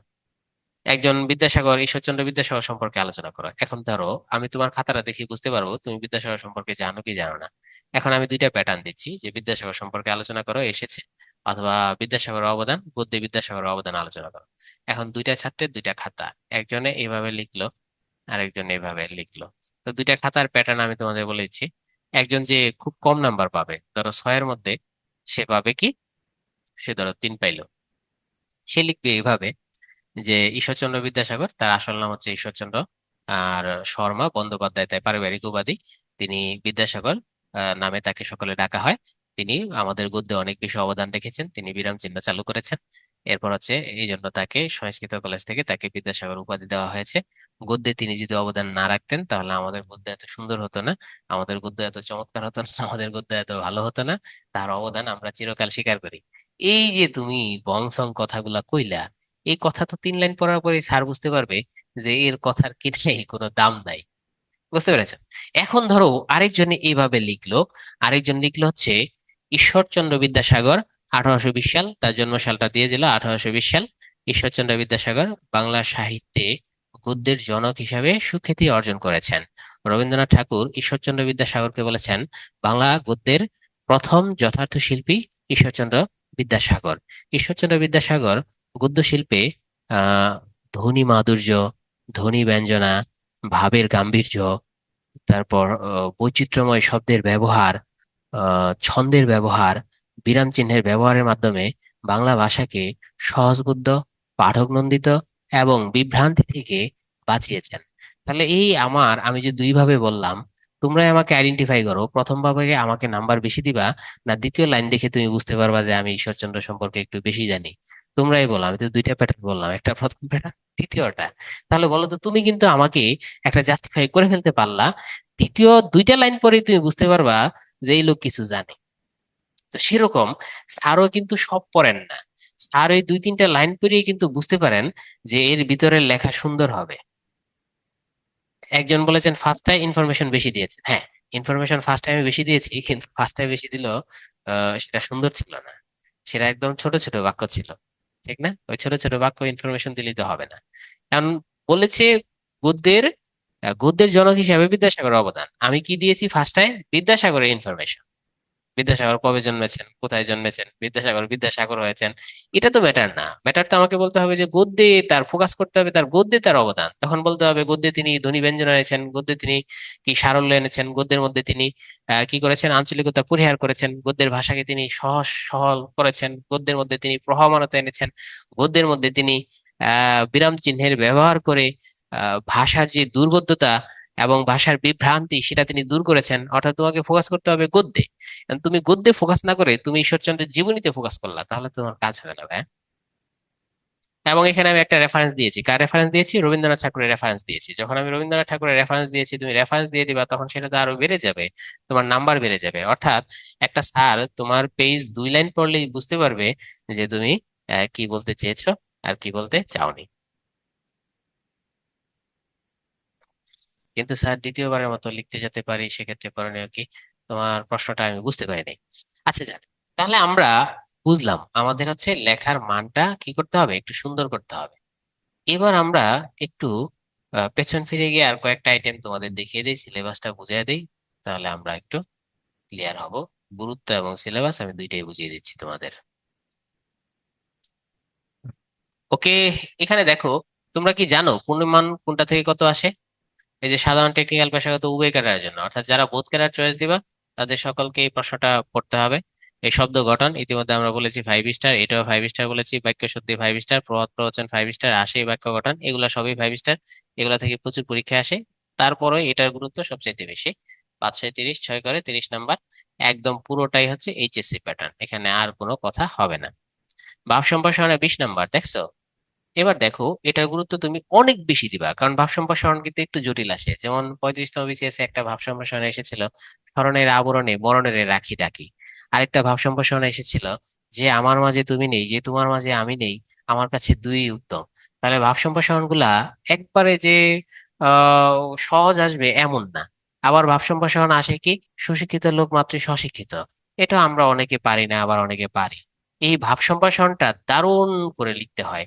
কেউ যদি খারাপ করে লিখে তাহলে সেখানে নাম্বার কম পায়, কেউ ভালো করে লিখলে সে 13 14 পায়, আর কেউ যদি মুখস্থ বানায়া লিখে তাহলে সে 6 পায় 7 পায়। এখানেই তো তোমার ডিস্টেন্স হয়ে যাচ্ছে 6 নাম্বারের। বানায়া লেখা এড়িয়ে চলতে হবে, বানায়া লেখা যাবে না, কন্টেন্টের গভীরতায় প্রকাশ করতে হবে, প্রবেশ করতে হবে। সারমর্ম সেম, এই সারমর্মের মধ্যে যারা বানায় লেখে তারা 6 7 পায়। সারমর্মের মধ্যে অনেকগুলা ভাব থাকে, কখনো একটা ভাব থাকে, দুইটা ভাব থাকে, তিনটা ভাব থাকে, সবগুলো ভাব এখানে কি করতে হয়, টাচ করতে হয় সারমর্ম। কারণ 20টা নাম্বার অনেক গুরুত্ব দিয়ে, অনেক আবেগ দিয়ে এই সারমর্মের সবগুলো ভাব স্পর্শ করতে হয়। যদি তুমি সবগুলো ভাব এখানে স্পর্শ করতে না পারো, তাহলে তুমি কিন্তু এখানে নাম্বার পাবে না। আর সাহিত্য বিষয়ক প্রশ্নটা আমরা দেখব কিভাবে প্রিলির সাথে রিটেন মিলিয়ে পড়া যায় সাহিত্য বিষয়ক প্রশ্ন। এখানে আমরা তুলনামূলক যেহেতু নাম্বার কম, এক একটা প্রশ্নে মাত্র 6 নাম্বার, তাহলে 5টা প্রশ্ন আসে, 3টা 4টে 5টা প্রশ্ন। তাই এখানে বেশি জোরাজুরি করতে হয় না। কেন করতে হয় না? কারণ এর মধ্যে 3টা প্রশ্ন এমনিতেই কমন পড়ে, যারা প্রিলি পাস করে তারা এই 3টা প্রশ্ন এমনিতেই কমন পায়। কষ্ট হয় এই দুইটা নিয়ে, তাহলে এই দুইটা 12 নম্বরের জন্য তার জীবন দেওয়া যাবে না। অনেকে কি করে, এখানে জীবন দিয়ে দেয় 12 নম্বরের জন্য, এদিক দিয়ে এই যেটার মধ্যে নাম্বার উঠানো সম্ভব সারমর্ম সেটা লেখে বানায়া নাম্বার কম পায়। যেটার মধ্যে নাম্বার উঠানো সম্ভব ভাব সম্প্রসারণ, সেটাও বানায়া লেখা নাম্বার কম পায়। তাহলে ভুলও এই দুইটায় ধরা খাওয়া যাবে না, ধরা খাইলে এখানে খাও, কিন্তু এখানে যেন কট না খাও, সতর্ক থাকতে হবে। অর্থাৎ যেখানে নাম্বার বেশি সেখানে আমাকে ফোকাস করতে হবে। আর এইটা হচ্ছে আমাদের দ্বিতীয় পত্র, শুধুমাত্র সাধারণ ক্যাডারের জন্য। যারা টেকনিক্যাল বা বোথ ক্যাডার চাও না, শুধু সাধারণ ক্যাডার চাও, এদের জন্য। এই অনুবাদটাকে আমরা সর্বোচ্চ গুরুত্ব দিয়ে পড়ি, অনুবাদে 15 নাম্বার। কারণ অনুবাদে এরপর ইংরেজিতে অনুবাদ আছে, আমরা আগে একটা লেকচার ছিল সেখানেও বলেছি। ইংরেজিতে আমার যতটুকু মনে পড়ে ইংরেজিতে আরো 50 নম্বর অনুবাদ আছে। তা সেই হিসাবে তোমার মনে করো 50 আর এখানে 15, মোট 65 নাম্বার অনুবাদে আছে। তাহলে তুমি খেয়াল করে দেখো, এই 65 নাম্বার অনুবাদ একটা সাবজেক্টের সমান। এত বেশি গুরুত্বপূর্ণ এটাকে এত গুরুত্ব দিয়ে পড়তে হয়।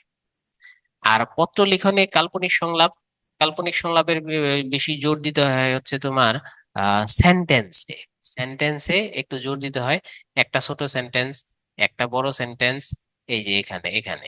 অনেকে আবার কি করে জানো কাল্পনিক সংলাপে, স্যার কেমন আছেন, আবার স্যার বলে ভালো আছি, তুমি কেমন আছো, আমিও ভালো আছি, খাইছো, খাইছি, ঘুমাইছো, ঘুমাইছি। এইভাবে যদি সব সেন্টেন্স এক স্টাইল হয় এটা তো হবে না। এখানে প্যাটার্ন হবে, স্যার কেমন আছেন, ভালো, তুমি কেমন আছো, ভালো, স্যার কোথায় যাচ্ছেন, তখন সে বলবে আমি জগিং এ যাচ্ছি, জগিং এ গেলে শরীরটা ভালো থাকে, আমাদের কর্ম মনোযোগ বসে, একটা বড় উত্তর হবে। তারপর হবে যে স্যার আপনি চাকরি করে এত সময় পান কিভাবে, আরেকটা সুন্দর উত্তর হবে। অর্থাৎ এইভাবে ছোট সেন্টেন্স, বড় সেন্টেন্স, এগুলো হচ্ছে কাল্পনিক সংলাপের দিকে লক্ষ্য রাখতে হয়, সব ছোট সেন্টেন্স যেন না হয়। পত্র লিখনে ফলো করতে হচ্ছে প্যাটার্ন আছে, কিছু পত্র লিখনে কিছু প্যাটার্ন আছে। এই প্যাটার্ন যদি তুমি ঠিক না রাখো তাহলে পত্র লিখন কিন্তু তোমার শেষ, পত্র লিখন শেষ হয়ে যাবে। পত্র লিখনের প্যাটার্ন তোমাকে মানতেই হবে, বুঝতে পেরেছো?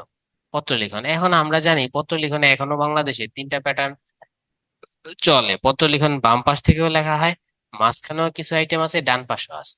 এখন এটা বলতে পারো যে ভাইয়া পত্র লিখনে যেমন দরখাস্ত আমরা জানি, দরখাস্তে সব বাম পাশে চলে গেছে। দরখাস্তে কিভাবে বাম পাশে চলে গেছে, তারিখটা এখানে, বরাবর এখানে, বিষয় এখানে, তারপর জনাবো এখানে, এরপর লাস্টে দিয়ে বিনীত নিবেদক এদিকে, তাহলে দরখাস্তে সব চলে গেছে কিন্তু বাম পাশে। এটা হচ্ছে দরখাস্তের বৈশিষ্ট্য, সব বাম পাশে। চিঠি কিন্তু সব বাম পাশে যায় না, চিঠি সব জায়গায় আছে। যেমন তুমি বিসমিল্লাহির রহমানির রহিম লিখবা, তাহলে এটা কিন্তু তোমাকে মাঝখানে লিখতে হবে, তাহলে চিঠিতে কিন্তু মাঝখানে প্যাটার্ন অনুসরণ করে। মঙ্গলসূচক ধ্বনি লিখবা, হিন্দু ধর্মের হইলা এইভাবে লিখলা, তাহলে এটা কিন্তু মাঝখানে তোমাকে লিখতে হবে, বুঝতে পেরেছো? তুমি প্রিয় অপ্রিয় লিখবা, এই প্রিয় অপ্রিয় কিন্তু তোমাকে এই বাম পাশে লিখতে হবে, বুঝতে পেরেছো? তোমার ঠিকানা লিখবা, যেমন আমি এখন শরীয়তপুরে আছি, আমার ঠিকানা লিখতে হবে, ঠিকানা কিন্তু আমাকে এই ডান পাশে লিখতে হবে।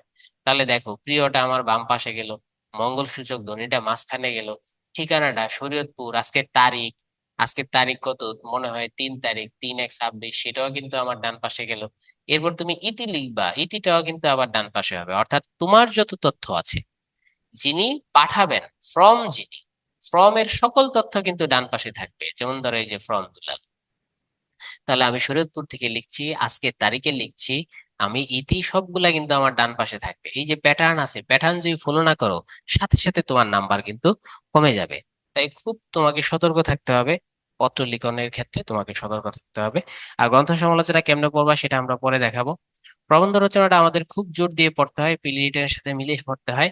প্রবন্ধ রচনা আমরা জানি বাংলায় প্রবন্ধ রচনা আছে, আর ইংলিশে কি আছে, এসে আছে। এই প্রবন্ধ রচনা আর এসে, এসেতে আবার আছে 50 নাম্বার। তাহলে সেই হিসাবে এই 50 নাম্বার, আর এখানে আছে 40 নাম্বার, এই 90 নাম্বার কিন্তু এই রচনা বা এসে থেকে 90 আসে। আরেকটা কথা একটু বলে দেই, যেমন ধরো তুমি পড়ছো পদ্মা সেতুর গুরুত্ব, সেটা আবার এই এসেতে না আসলে সেটা আবার বাংলাদেশ বিষয়াবলিতে গিয়ে আবার 10 নম্বরের প্রশ্নে চলে আসে। তাহলে এখানে 100 100 নাম্বারের গুরুত্ব থাকে এই এস এর বই থেকে। ইউনিকের একটা ভালো বই পাওয়া যায়, ইউনিক প্রবন্ধ রচনা, আমি বইটার নামটা এখানে লিখে দিচ্ছি, ইউনিক। এই ইউনিকের বইটা তোমরা কিনে নিতে পারো, এই বইটা ভালো। উত্তরণের বইটাও পড়তে পারো, আর ইউনিকের বইটা তোমরা এখানে পড়তে পারো। এর মধ্যে তোমাদের যদি কোনো জিজ্ঞাসা থাকে, এখানে আরেকটা জিনিস আমি দেখা দিই। যেমন ধরো এই আইটেম গুলার এই স্লাইডটার মানে কি, এই স্লাইডটার মানে হচ্ছে ভাব সম্প্রসারণে 20 নাম্বার, এটা কিন্তু প্রিলিতে নাই। সারাংশে 20 নাম্বার, এটা কিন্তু প্রিলিতে নাই। অনুবাদে 15 নাম্বার, এগুলা শুধু লিখিততে আছে। কাল্পনিক সংলাপ 15 লিখিততে আছে, পত্র লিখন 15 লিখিততে আছে, প্রিলিতে নাই। গ্রন্থ সমালোচনা 15, এগুলা এগুলা কোথায় নাই, প্রিলিতে নাই। তাহলে আমরা তোমাদের কি করব, আমরা কি করবো জানো, এগুলা দিব হচ্ছে রেকর্ড ক্লাস। এই কোচিং এর পক্ষ থেকে এগুলা রেকর্ড ক্লাস দেওয়া হবে, অর্থাৎ প্রত্যেকটি রেকর্ড ক্লাস থাকবে। রেকর্ড ক্লাসে তুমি দেখে নিবা কিভাবে ভাব সম্প্রসারণ ফোকাস করে লিখতে হয়, কিভাবে সারাংশটার তিনটা ভাব থাকলে তিনটা ভাবেই টাচ করতে হয়, কিভাবে ইংরেজি অনুবাদ গুলো করা যায়, মিস মিস অনুবাদ যেন নষ্ট না হয়ে যায়। কাল্পনিক সংলাপটার জন্য আমাদের সংলাপের প্যাটার্ন গুলা কিভাবে হয়, পত্রের প্যাটার্ন কিভাবে হয়, এগুলোর জন্য রেকর্ডেড ক্লাস থাকবে। তাহলে প্রিলির প্যাটার্নে থাকবে সকল লাইভ ক্লাস। আর লিখিতর প্যাটার্ন যেগুলো শুধু লিখিতে আছে, সেগুলাই থাকবে হচ্ছে কি, সেগুলাই থাকবে হচ্ছে রেকর্ডেড ক্লাস। এই পেজটা থেকে কিন্তু তুমি বুঝতে পারতেছো, এই পেজটা থেকে কি বুঝলা বলো তো? এক, এগুলা প্রিলির জন্য ইম্পর্টেন্ট। দুই, এগুলো লিখিতের জন্য ইম্পর্টেন্ট। তিন, এগুলা প্রিলিখিত সবকিছুর জন্য ইম্পর্টেন্ট। এই স্লাইড থেকে তুমি কি বুঝলা? গুড। এগুলা শুধু লিখিতে আসবে। তাহলে এই যে উত্তরণ চেষ্টা করছে, তোমাকে যেহেতু সময় অতি সংক্ষেপ, লিখিতের সুযোগই পাওয়া যায় না, সেই জন্য উত্তরণ চেষ্টা করছে যাতে স্টুডেন্টরা বেনিফিট হতে পারে, সে যেন জানতে পারে কোন জিনিসটা তার লাগবে আর কোন জিনিসটা লাগবে না। ঠিক না? এর মধ্যে দেখো, তোমার আতঙ্কিত হওয়ার কারণ নাই। কেন কারণ নাই? কারণ তুমি জানো ভাব সম্প্রসারণ আমরা এইচএসসি তে পড়েছি, এটা স্টাইলটা বুঝো। সারাংশ সারমর্ম এইচএসসি তে পড়েছি, সেটার স্টাইল বুঝো। অনুবাদটা আমরা এইচএসসি তে পড়েছি, কিন্তু এটা খুব কম, এখানে অনুবাদটা অনেক আপার লেভেলের অনুবাদ, এইচএসসি এর অনুবাদের সাথে না, তাই আমি এখানে দাগ দিলাম না। এইটা আবার কিন্তু এইচএসসি প্যাটার্নের সাথে মিলে যায়। পত্র লেখন এইচএসসি প্যাটার্নের সাথে মিলে, গ্রন্থ সমালোচনাটা মিলে না, কারণ গ্রন্থ সমালোচনাটা ইন্টারমিডিয়েটে ছিল না। কিন্তু এই বিসিএস এ আবার গ্রন্থ সমালোচনাটা আছে। রচনাটা কিন্তু আবার এইচএসসি প্যাটার্নে, কিন্তু এইচএসসি প্যাটার্নে হইলেও এখানে রচনাটা অনেক সুন্দর করে লিখতে হয়। 40 নাম্বার। এইচএসসি তে নাম্বার ছিল 20, 10 পেজ লিখলেই কাজ হয়ে যাইতো। এখানে 40 নাম্বার, কম হইলেও তোমার 15-16 পেজ লিখতে হয়। প্রচুর গ্রাফ দিতে হয়, চার্ট দিতে হয়, পাই দিতে হয়, বার বাই বার দিতে হয়, প্রচুর সুন্দর করে লিখতে হয়। যাক, তাহলে আমরা বুঝলাম। তাহলে তোমার টেনশনের কারণ নাই। এটা উত্তরণ তোমাকে দিবে রেকর্ডেড ক্লাস, রেকর্ডেড ক্লাস থেকে এখানে তোমরা পাইবা। আমরা আরেকটু দেখি স্লাইডের প্রথম থেকে। আমরা যেহেতু আজকে সহবরাতের রজনী, আমরা খুব বেশি এখানে আলোচনা করব না, যাতে সময় নষ্ট তোমাদের না হয়, সময় বেঁচে যায়। তাহলে এই পেজে আশা করি তোমরা সব বুঝো, এই পেজে আর কোনো প্রশ্ন তোমাদের থাকার কথা না, সবই বুঝে গেছো। বই সম্পর্কে বুঝতে পেরেছো, লিখিত নো টেনশন। আমরা রেকর্ডেড সকল ক্লাস দিয়ে দিব, কোনো আইটেমই বাদ যাবে না। লিখিতের জন্য তুমি কোনটা কি করবা, কেমনে কি করবা, সকল আইটেম আমরা এখানে দিয়ে দিব, নো টেনশন।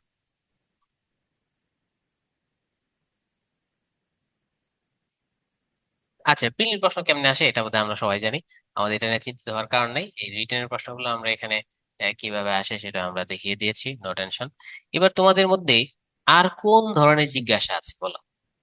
আর কোনো জিজ্ঞাসা আছে? যদি কোনো জিজ্ঞাসা থাকে আমি জিজ্ঞাসার উত্তর দিব, আর জিজ্ঞাসা না থাকলে আমরা এটা শেষ করে দিব কিন্তু।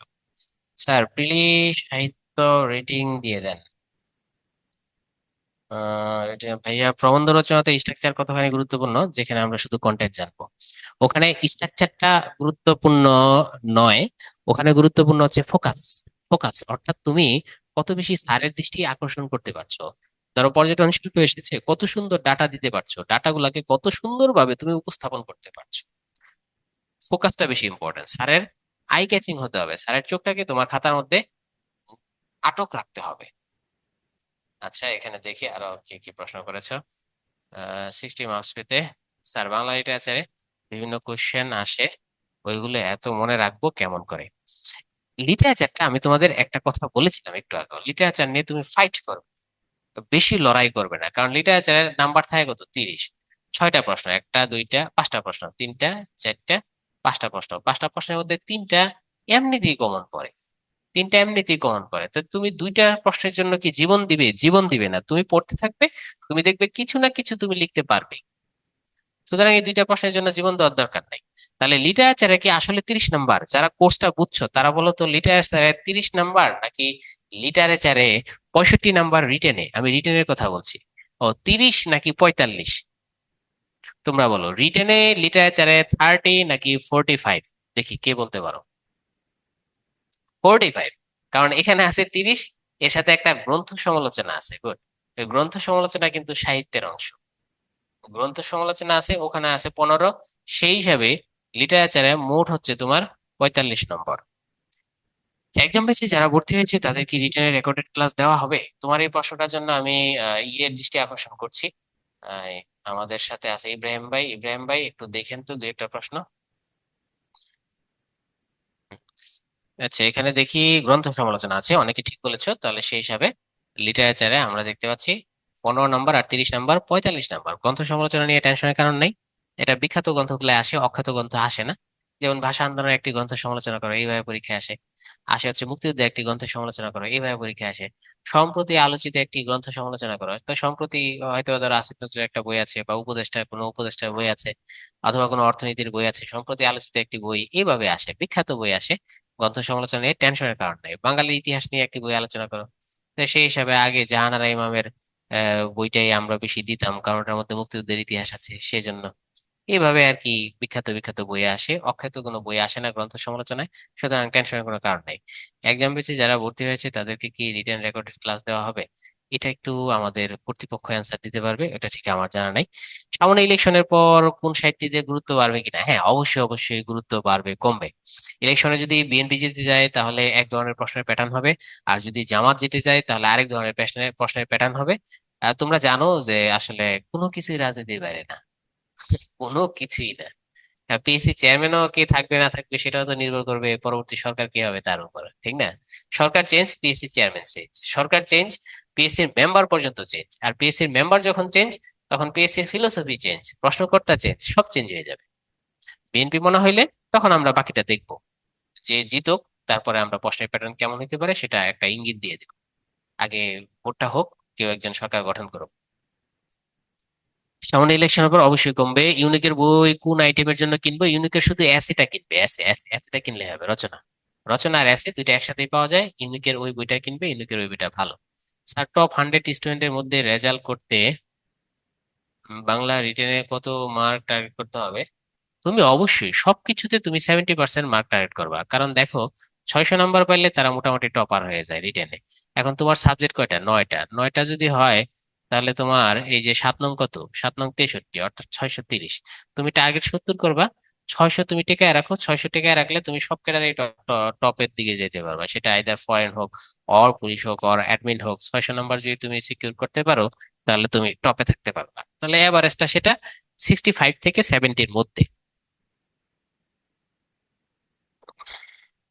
কোন লেখকের কোন উক্তি মনে রাখার উপায় কি? মনে রাখার উপায় হচ্ছে এই সাহিত্যটা বোঝা। যেমন ধরো রবীন্দ্রনাথ ঠাকুর একটা প্রেম সম্পর্কে বলেছেন, মানুষের প্রেম তো কত রকম হয়। তিনি বলেছেন, তোমার এই যেন ভালোবাসিয়াছি শতরূপে শতবার, জনমে জনমে যুগে যুগে অনিবার। এই যে প্রেম সম্পর্কে এত সুন্দর একটা উক্তি রবীন্দ্রনাথ করেছেন, যেটা তার অনন্ত প্রেম, মানে শেষ হবে না। তোমার এই যে আমি ভালোবাসিয়াছি, শতরূপে ভালোবাসিয়াছি, শতবার ভালোবাসিয়াছি, জনমে জনমে ভালোবাসিয়াছি, যুগে যুগে অনিবার ভালোবাসিয়াছি। এই যে তার অনন্ত প্রেম, তুমি এটা বুঝতে পারলে তোমার এটা মনে থাকবে। জীবন দাস বলেছেন, কি হায় ভালোবাসি হৃদয় ঘুরে বেদনা জাগাতে।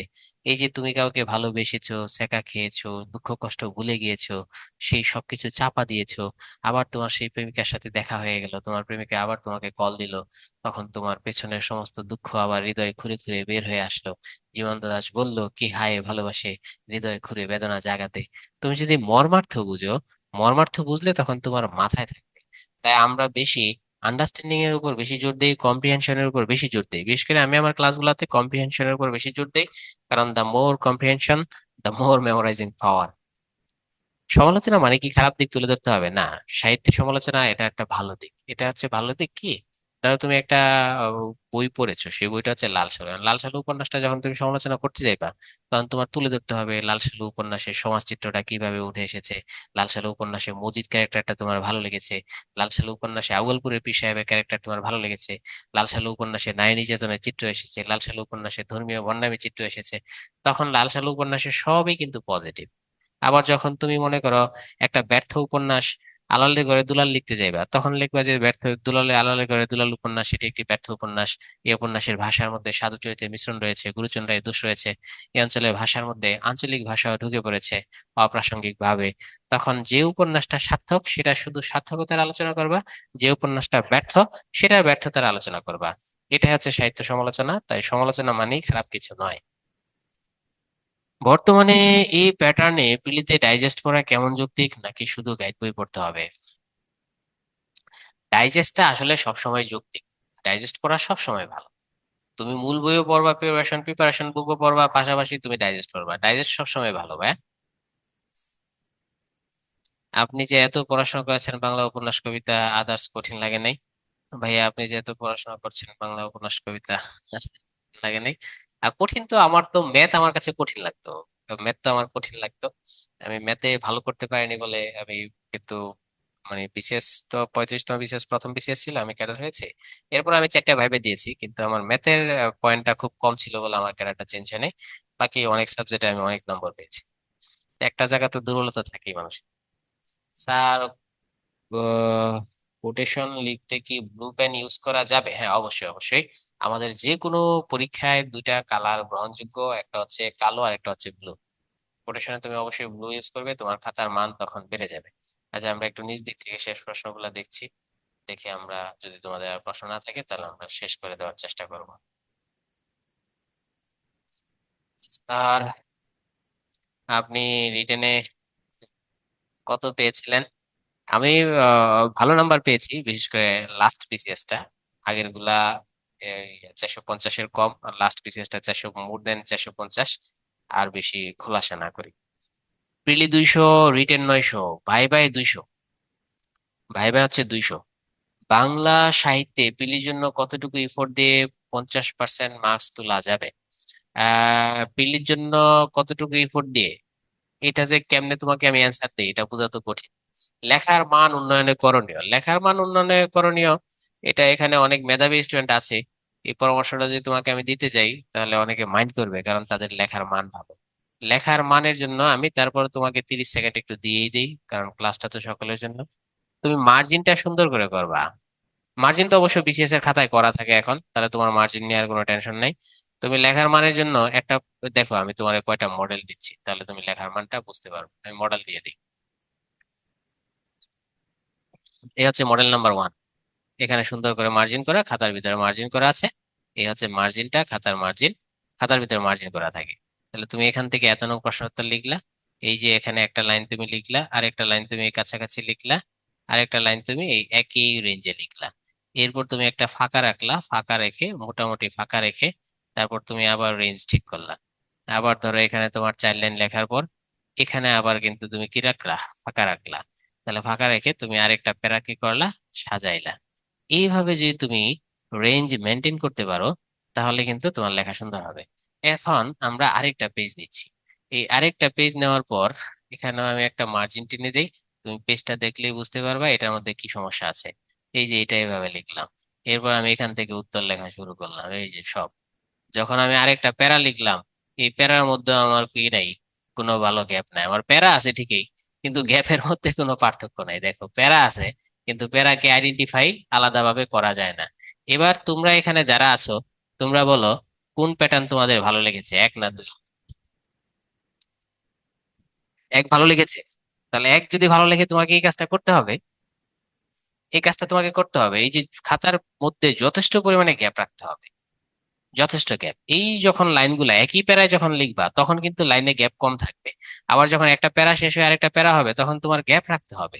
যত বেশি তুমি গ্যাপ রাখবা, একবারে আহামরি গ্যাপ তো দৃষ্টিগত দেখা যাবে, জেনারেলি গ্যাপ রাখলে তোমার প্যারাগুলো চোখে পড়বে। প্রত্যেকটা প্যারার মধ্যে জেনারেলি কন্টেন্ট আলাদা থাকে। এই কন্টেন্ট গুলো স্যারের কিন্তু চোখে পড়বে। এই কন্টেন্টে ধরো সাহিত্যের উপন্যাসের বিষয়বস্তু লিখলা, এই কন্টেন্টে চরিত্র লিখলা, এই কন্টেন্টে ছন্দ অলংকার লিখলা। আর যখন তুমি এইভাবে লিখবা তখন সে কোনো কন্টেন্টকে আলাদা ডিফারেন্সিয়েট করতে পারবে না। সুতরাং এটা গ্রহণযোগ্য নয়, এটা হচ্ছে গ্রহণযোগ্য। এই হচ্ছে লেখার একটা স্ট্যান্ডার্ড। আর কোনো প্রশ্ন তোমাদের আছে কি? স্যার আমি 47তম 50তম প্রিলি কি হয়েছে আমি একটু দেখি। স্যার আমি 47তম 50তম প্রিলি দিয়ে রিয়েলাইজ করেছি শুধু বই পড়ে প্রিলি ক্যাক করা কঠিন। যদি সম্ভব হয় আপনি ম্যাটেরিয়ালস এর পাশাপাশি রিলেটেড টপিক নিয়ে প্রচুর আউট আলোচনা করবেন প্লিজ। আমরা ক্লাসে চেষ্টা করি ভাইয়া, ক্লাসে চেষ্টা করি, আমাদের সাধ্যের মধ্যে যতটুকু পারি আমরা চেষ্টা করি। চেষ্টা করি, অবশ্যই অবশ্যই চেষ্টা করব। আর এখানে যারা আছে বেশিরভাগই মনে করো যে আমাদের কাছ থেকে শুধু 5-7টা 8-10টা ক্লাসে একটু নির্দেশনা নেয়। আর তারা এতটাই ভালো স্টুডেন্ট যে তারা নির্দেশনা নিয়ে পড়ে আমাদের চাইতেও বেটার করে। তো সেই হিসাবে এই পরিশ্রম করতে হবে। পরিশ্রম করতে হবে, তুমি আমার মতো থাকবে না। তুমি আমার কাছ থেকে জাস্ট একটু স্টাইলটা দেখবে, কারণ তুমি আমার ডিপার্টমেন্টের স্টুডেন্ট না। তুমি আমার কাছ থেকে স্টাইলটা দেখবে, কিন্তু কোয়ালিটি তুমি আমার চাইতে নিজে বাসায় পড়ে ডেভেলপ করে ফেলবে। অনেক জটিল হয়ে গেছে উত্তরণ, অন্য সকল বইগুলো ইনফরমেশন ক্ষেত্রে আমাদের ক্লাসগুলোর উপর নির্ভর বেশি হতে হবে। আমাদের মনে হচ্ছে স্যার এই ব্যাপারে যদি কিছু বলতেন। হ্যাঁ, তোমরা এই যে দেখো, আমরা কিন্তু যখন ক্লাস করি, এখন আমি তোমাকে কেমনে বলবো, আমি জানি না তুমি আমার ক্লাস করেছো কিনা। ক্লাসটা করলে তুমি বুঝতে পারতে যে আমরা প্রচুর ইনফরমেশন ঢুকি, বিশেষ করে আমি তো সরাসরি মৌলিক বই ঢুকে যাই। এখানে একটা ভাইয়া যে প্রশ্ন করেছো, স্যার আমাদের বাংলা শব্দ ভান্ডার খুব একটা ভালো না, বাংলা ভোকাবুলারি স্ট্যান্ডার্ড বাক্য যাতে লিখতে পারি সেক্ষেত্রে কি করা যায়? স্ট্যান্ডার্ড বাক্য যাতে লিখতে পারো, সেক্ষেত্রে কি করা যায়, এটা ডেভেলপ করা ভাই একটু সময়ের ব্যাপার। তুমি যত বেশি বাক্য পড়বে তত বেশি ডেভেলপ করতে পারবে। একটু বাক্য পড়ো, বেশি বেশি বই পড়ো, সুন্দর সুন্দর বাক্য পড়ো, বাক্য পড়লে ডেভেলপ করতে পারবে। স্যার বিসিএস হতে হলে এভরিডে কত আওয়ার্স পড়া উচিত? এটা আসলে মানুষের উপর নির্ভর করে। তারপর আমি তোমাকে বলি, তুমি যদি দৈনন্দিন 12 ঘন্টা করে, কোনো ইন্টারাপশন না থাকে, বিরতি দিবা না, দৈনন্দিন 12 ঘন্টা করে 2 ইয়ার্স পড়ো, তাহলে আমার মতে তোমার পক্ষে ভালো ক্যাডার হওয়া সম্ভব। দৈনন্দিন কমপক্ষে অ্যাটলিস্ট 12 আওয়ার্স এবং 2 ইয়ার্স, এই দুইটা যদি তুমি কন্টিনিউ করো, তাহলে আমার মতে সম্ভব হবে, ক্যাডার হওয়া সম্ভব হবে। অনেকে আছে দৈনন্দিন 12 ঘন্টার বেশি পরে, 14 ঘন্টা পরে এবং 4 ইয়ার্স কন্টিনিউ করে, এরা দেখা যায় অ্যাডমিন, পুলিশ, তারপর হচ্ছে ফরেন, এসবের টপার হয়ে যায়। বুঝতে পেরেছো? 14-15 ঘন্টা পরে এবং 4 ইয়ার্স টানা কন্টিনিউ করে এরা কিন্তু ভালো ভালো ক্যাডার পেয়ে যায়। সুতরাং তুমি সিলেক্ট করো তুমি কোনটা চাইবা। ভাব সম্প্রসারণ, সারাংশ, প্রবন্ধ এগুলো পড়ার জন্য কোনো বুক ফলো করা উচিত? এগুলা ইন্টারমিডিয়েটের ভাব সম্প্রসারণ, সারাংশ, এগুলা এইচএসসি বই পড়বা। ওই যে এইচএসসির বই পড়ছো না, হায়াত মাহমুদের বই হইতে পারে, নিরঞ্জন অধিকারীর বই হইতে পারে, অথবা আবুল কালাম আজাদের বই হইতে পারে। যে কোনো একটা বই তুমি এইচএসসি তে পড়বা, এখান থেকে তোমার ভাব সম্প্রসারণ সুন্দর মানের আছে, এখানে সারাংশ সুন্দর মানের আছে, এখানে কিছু রচনা ভালো আছে, কিন্তু রচনার জন্য তোমরা পড়বা ইউনিকের বই। রচনার জন্য বই পড়বা ইউনিকের বর্তমানে, তবে কিছু রচনা এখানেও ভালো আছে। আর এখানে তোমার চিঠিপত্র যতগুলো আছে, চিঠিপত্র, দরখাস্ত, এগুলা আবার এখানে ঠিকঠাক আছে এই এইচএসসি প্যাটার্নের বইগুলাতে। দৈনিক 12 ঘন্টা পরে এক বছরে ক্যাডার হওয়া সম্ভব? হচ্ছে তো, অনেকে তো হচ্ছে, অনেকে তো হচ্ছে। ব্যাপক মেধাবী মানুষ হলে তো হইতেই পারে। অক্ষরপত্র বই পড়লে হবে? হবে হবে, ওইটা তো এইচএসসির বই, ওইটা পড়লে হবে ভাই, কোনো সমস্যা নাই। ভাই শুধু সালের যেগুলো আসছে সেগুলো করলে কি হয়, আচ্ছা আজকে শেষ করেন কাইন্ডলি। অবশ্যই উম্মে রকি শেষ করতে পারি ভাইয়া। তা দুই একটা প্রশ্ন আছে, এগুলো উত্তর দিলেই উম্মে রকি তুমি কষ্ট হইলে তুমি একটু আগে ভাগে বিদায় নিতে পারো। আপনার ক্লাস লেকচার স্লাইড নোট করে পড়লে কি পিএলডির জন্য যথেষ্ট হবে? পিএলডির জন্য ধরো, আমি যদি তুমি আমার ক্লাস থেকে পড়ো, তো যেমন গত বিসিএস দেখেছি, এর আগের বিসিএস দেখেছি, যত প্রশ্ন আছে জেনারেলি আমি দেখছি প্রশ্ন মিলাই তো, যে আমি লেকচারে বলেছি, এবং সেই আমার লেকচার থেকে এরকম মোটামুটি প্রায় 90%ই তোমার কমন পড়ে যায়। অর্থাৎ আমি কোনো না কোনো ভাবে কোনো না কোনো লেকচারে এই ইনফরমেশনটা দিয়েছি, এরকম আমি যত প্রশ্নগুলো খুঁজি দেখি যে 90% প্রশ্ন এখান থেকে মোটামুটি কমন পড়ে, সাহিত্যের অংশটুকু আমি বলছি। এবং আমাদের একটা মাস্টার ক্লাস, তোমরা জানো পিলির জন্য আমাদের মাস্টার ক্লাস রেকর্ড করা আছে, এখানে আমার বোধহয় অনেকগুলা ক্লাস, প্রায় 60টার মতো ক্লাস আছে। ওই ক্লাস থেকে এই 90%-এরও বেশি, 92%, 93% কোনো না কোনো ভাবে আমরা আলোচনা করেছি, এরকম প্রশ্নই বেশি আসে। কারণ আমি কি আলোচনা করেছি সেটা তো আমি জানি। ভাব সম্প্রসারণ সারাংশ পেজ, ওয়াও, প্রচুর কমন পড়ে এটা। আমরা ভুল বলছি না। যদি আমার কোনো সাবেক ছাত্রের সাথে তোমার দেখা হয়, তাহলে তোমরা একটু আলোচনা করে দেখতে পারো। ঠিক আছে, তাহলে আমরা ধরে নিলাম পেপার পরে ট্রান্সলেশন শেখার টিপস চাই। পেপার পরে ট্রান্সলেশন, দেখো তোমাদের অনেক ভাই আছেন যারা খুব কীর্তিমান, সামদানি থেকে শুরু করে অনেকেই আমি দেখেছি পেপারের কথা বলে। তো পেপারটা ভালো জিনিস, পেপারটা ভালো জিনিস, এরা পেপার পরে সফল হয়েছে, ভালো ক্যাডারও পেয়েছে, তাহলে পেপারটা কিন্তু ভালো। কিন্তু আমি বর্তমানে পেপারের চাইতেও, এটা আমার প্রেক্ষাপট, আমার অভিমত, পেপারস অবশ্যই তুমি পড়বে, কিন্তু পেপারস এর চাইতে আমি মনে করি বর্তমানে তুমি চ্যাট জিপিটি বেশি পড়বে। তুমি চ্যাট জিপিটি, তারপর জিমিনি, এসব যদি বেশি ব্যবহার করো, এসবের লেখাপড়াটা আরো বেশি গতিশীল হয়। এটার গতি অনেক বেশি হয়, পেপারের গতিটা যদি এরকম হয়, এটার গতি এরকম দ্বিগুণ হয়ে যায়। তাই পেপার তুমি পড়ো, কিন্তু আমি পেপারের চাইতে এটাকে বেশি প্রিফার করি, সেটা চ্যাট জিপিটি হোক বা জিমিনি হোক বা আদার্স কোনো এআই হোক। এগ্রিকালচারাল ব্যাকগ্রাউন্ডের ক্ষেত্রে মূল সুবিধা কি রিটেনে পরে পাওয়া যায়? এগ্রিকালচারাল ব্যাকগ্রাউন্ড থেকে তুমি রিটেনের সুবিধা পাইবা কোথায় পাইবা জানো? বাংলাদেশ অ্যাফেয়ার্সে। বাংলাদেশ অ্যাফেয়ার্সে প্রিলিতে তুমি প্রায় 9 নাম্বার, প্রিলিতে তুমি 9 নাম্বার এগ্রিকালচার ব্যাকগ্রাউন্ড থেকে সুবিধা পাইবা। রিটেনে গেলে প্রায় তুমি 40 নাম্বার এগ্রিকালচার ব্যাকগ্রাউন্ড থেকে সুবিধা পাইবা। এক, বাংলাদেশ অ্যাফেয়ার্সে তুমি সায়েন্সে পাইবা, কারণ এগ্রিকালচার স্টুডেন্টটা সায়েন্সের হয়। সায়েন্সের তুমি গিয়ে ব্যাপক সুবিধা পাইবা, ওইটা নাম্বার ফিক্সড করে দেওয়া যাবে না, কিন্তু সায়েন্সে তুমি গিয়ে ব্যাপক সুবিধা পাইবা। আবার ম্যাথও সুবিধা হয়, কারণ এগ্রিকালচার স্টুডেন্টরা সাধারণত সায়েন্সের হয়, তো তারা ম্যাথও গিয়ে আবার কিন্তু সুবিধা পায়। সুতরাং তুমি যদি এগ্রির স্টুডেন্ট হও, তাহলে তুমি অবশ্যই সুন্দর একটা কি দিতে পারো, হাসি দিতে পারো। তোমার হাসিটা অনেক চওড়া হওয়া উচিত, কারণ তোমার এখানে অনেক সুবিধা আছে। রচনার টপিক তো প্রায় প্রতিবার নতুন থাকে, প্রশ্নে কি টপিক আসবে তা না জেনে সে টপিকে অনেক তথ্য কিভাবে লেখা যায়, সেটা হচ্ছে ভাই জ্ঞান অর্জন করা ছাড়া আর লেখার কোনো উপায় নেই। জ্ঞান অর্জন করতে হবে, তবে টপিক যেভাবে আসুক। দেখো, তুমি টপিক সম্পর্কে কম জানতে পারো, একটা টপিক সম্পর্কে তুমি মাঝারি জানতে পারো, একটা টপিক সম্পর্কে তুমি বেশি জানতে পারো, কিন্তু তোমার প্যাটার্ন যেন সুন্দর হয়। মানে টপিক যেটাই হোক, তোমার এখানের মধ্যে প্রচুর পরিমাণে যাতে তুমি কি দিতে পারো, তুমি যেন এই বার দিতে পারো, কলাম দিতে পারো, পাই দিতে পারো, তুমি এগুলার দিকে নোটিস করবা। এগুলাকে তুমি এমন ভাবে আত্মস্থ করবা যেন এগুলা তুমি সবসময় দিতে পারো। এগুলা যেন তোমার মিসিং না হয়। তুমি 25% লিখতে গেলে যেন এভাবে 25% লেখো। তুমি যখন 50% লিখতে যাচ্ছ, তখন যেন অবশ্যই অবশ্যই তুমি এভাবে 50% লেখো। অর্থাৎ কোনো ইনফরমেশন দিতে যাচ্ছ, তুমি এগুলাকে আত্মস্থ করো, কিভাবে এটা দেওয়া যায়, কিভাবে এটা দেওয়া যায়, কিভাবে পার্সেন্টেজটাকে এইভাবে প্রকাশ করা যায়, এইভাবে লেখো। এই যে অনেকে লেখে প্রকারভেদ, প্রকারভেদ অনেকে এইভাবে সুন্দর করে দেয়। কোনো জিনিস ধরো 4 প্রকার, একটা দাগ দিয়ে 4টা স্টার দিয়ে 1 প্রকার, 2 প্রকার, 3 প্রকার, 4 প্রকার সুন্দর করে লেখে। এত সুন্দর করে লেখে, দেখলে নিজেরই তাকায় থাকতে ইচ্ছা করে। কত স্টাইল করে যে মানুষ লিখতে পারে। আর আমরা জেনারেলি ডাইরেক্ট 4 প্রকার এইভাবে লিখে ফেলি, 1, 2, 3, 4। আবার উত্তরণে কিছু খাতা দেখা যায় এত সুন্দর করে লেখে, একটা দাগ দেয় 1 প্রকার, 2 প্রকার, তারপর 3 প্রকার, 4 প্রকার গিয়ে সুন্দর করে লিখে দেয়, ডিজাইন করে লিখে দেয়। এই ডিজাইন গুলা নিজের মধ্যে ডেভেলপ করো। তুমি কম জানো, তারপরে ডিজাইন তোমাকে 5 নাম্বার বাড়িয়ে দিবে। মাঝারি জানো, ডিজাইন তোমাকে 5 নাম্বারে হেল্প করবে। বেশি জানো, ডিজাইন তোমাকে ব্যাপক হারে হেল্প করবে। এক্সামে পেন্সিল ব্যবহার করা যায়, হ্যাঁ, অধিকাংশ ক্ষেত্রেই মানুষ পেন্সিল গুলো ব্যবহার করে। কিন্তু পেন্সিল গুলো অবশ্যই তুমি হিসাব করবা, পেন্সিলের কালি যেন এরকম চিকন না হয়, পেন্সিলের কালি যেন অবশ্যই এরকম ডিপ হয়, সেটার দিকে নজর রাখবা। কারণ লেট হয়ে যায় রেজাল্ট দিতে, অনেক সময় 3 মাস 4 মাসের মতো লেট হয়ে যায়। তখন এই পেন্সিলের কালি কিন্তু হালকা হইলে ভালো চোখে পড়ে না। পেন্সিলের কালি যেন ডিপ হয়, সেটা অবশ্যই অবশ্যই নজর রাখবা। ভাব সম্ভাষণ, সারাংশ, এগুলা পেজটা আমরা আগে বলেছি। পেজ হচ্ছে তোমার পেজের একটা যদি 3 পেজ হয়, প্রতি 3 নাম্বারের জন্য 1 পেজ স্ট্যান্ডার্ড আমরা ধরে নেই।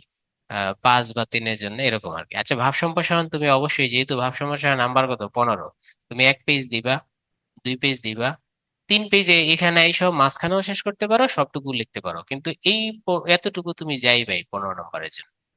2টা পেজ তুমি ক্রস করার চেষ্টা করবে ভাব সম্প্রসারণের জন্য, 2টা পেজ।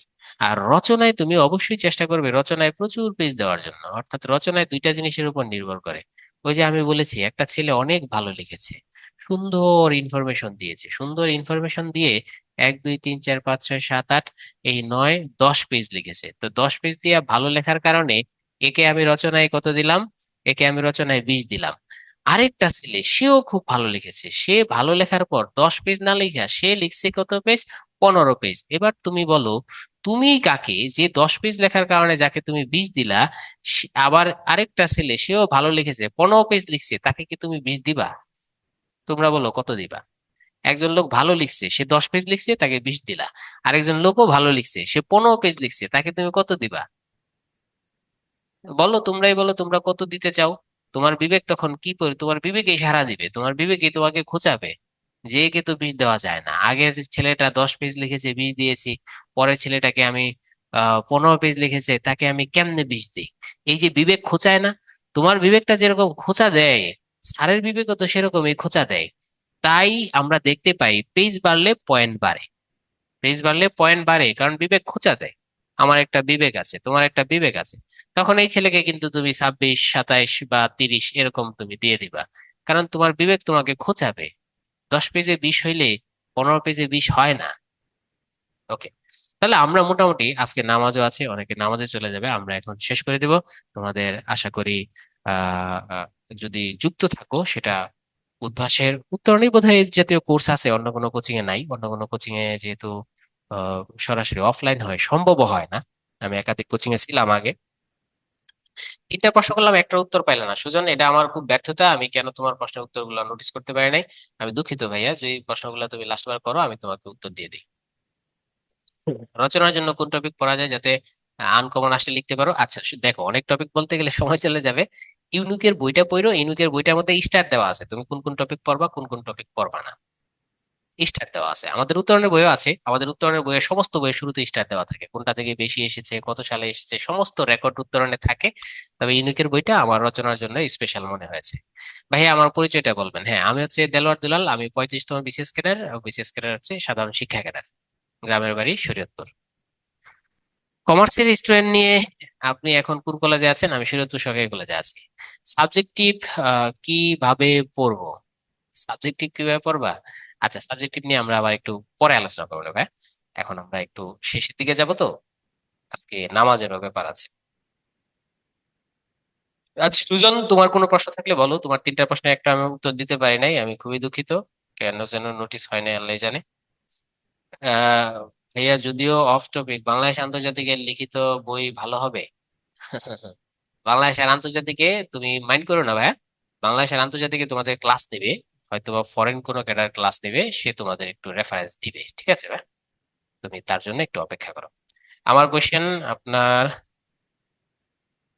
আমার কোশ্চেন হচ্ছে, দাঁড়াও একটু wait, আমি সুজনের প্রশ্নের অপেক্ষায় আছি, তারপরে আমরা শেষ করে দিব।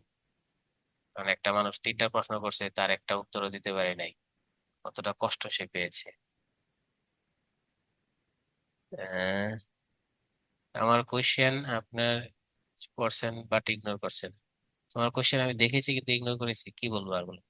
কমার্সের স্টুডেন্ট নিয়ে কিছু বলেন ভাইয়া। কমার্সের স্টুডেন্ট একটু বেশি পরিশ্রম করতে হবে ভাইয়া, এটাই তোমাদের প্রতি তোমাদের আসলে হতাশা, কারণ তোমাদের কোনো কিছু খুব বেশি কাজে দেয় না, তারপরও কমার্সের স্টুডেন্টের বিজনেস ম্যাথ থাকে, তাই বিজনেস ম্যাথ কিন্তু আবার গিয়ে ম্যাথে কাজে দেয়। আবার কমার্সের স্টুডেন্টরা কিন্তু আবার তোমার অর্থনীতির অনেক কন্টেন্ট তাদের থাকে, সেই অর্থনীতির কন্টেন্ট আবার কিন্তু বাংলাদেশের অর্থনীতি বিষয়ে কাজে দেয়। আবার কমার্সের অনেক কন্টেন্ট গিয়ে আবার ভাই কাজে দেয়। তারপরও কমার্সের স্টুডেন্টরা পরে ইংলিশ ভার্সনে, সেই হিসাবে কমার্সের স্টুডেন্টের কিন্তু ইংলিশেও ভালো করার সুযোগ থাকে। তাই কমার্স একেবারে হতাশ হওয়ার সুযোগ নেই। পরের ক্লাস জিজ্ঞাসা করবো, আজকে শেষ করে দেন। ওকে। আমার ভাষা শরীয়তপুরের গোসাইরহাট উপজেলা। স্যার, এবার আধুনিক সাহিত্যে তারুণ্য এটি রচনা এসেছিল, এমন রচনা তো হতেই নেই। বুঝছি। এটা বেশি ফোকাস করতে হবে নজরুলের উপর, বুঝতে পেরেছো? কারণ নজরুলের সাহিত্যে তারুণ্য বেশি, রবীন্দ্রনাথের বলাকা কাব্যে তারুণ্য আছে। স্যার, প্রিলির বই নিয়ে একবার একটু বলবেন প্লিজ। যদি তুমি একবারে বিগিনিং হও তাহলে MP3 দিয়ে শুরু করো, সাথে একটা উত্তরণ রাখো, উত্তরণের বইগুলো অথেন্টিক বেশি। আর যদি তুমি অ্যাডভান্স লেভেলের স্টুডেন্ট হও তাহলে 3-4টা বই একসাথে হাতে রাখো। ভাইয়া, নোট করে পড়তে গেলে অনেক সময় নোট একটু কম করার চেষ্টা করবা। নোট বেশি অনেক সময় কিলিং হইলে। ঠিক আছে, তাহলে আজকে আমরা কিন্তু শেষ করে দিই, হ্যাঁ? আজকে আমরা শেষ করে দিই ভাইয়া, শিকড় লিখিত ভাষা পড়াশোনার অনেক টপিক নাই। এই জন্যই তো বললাম, তোমার রিটেনে এক বইয়ে শুধু শিকড়ে হবে না, একাধিক বই সাথে নিও। ঠিক আছে ভাইয়া, সবাই ভালো থেকো, আজকে শেষ করে দিচ্ছি, নামাজের ব্যাপার আছে। আল্লাহ হাফিজ।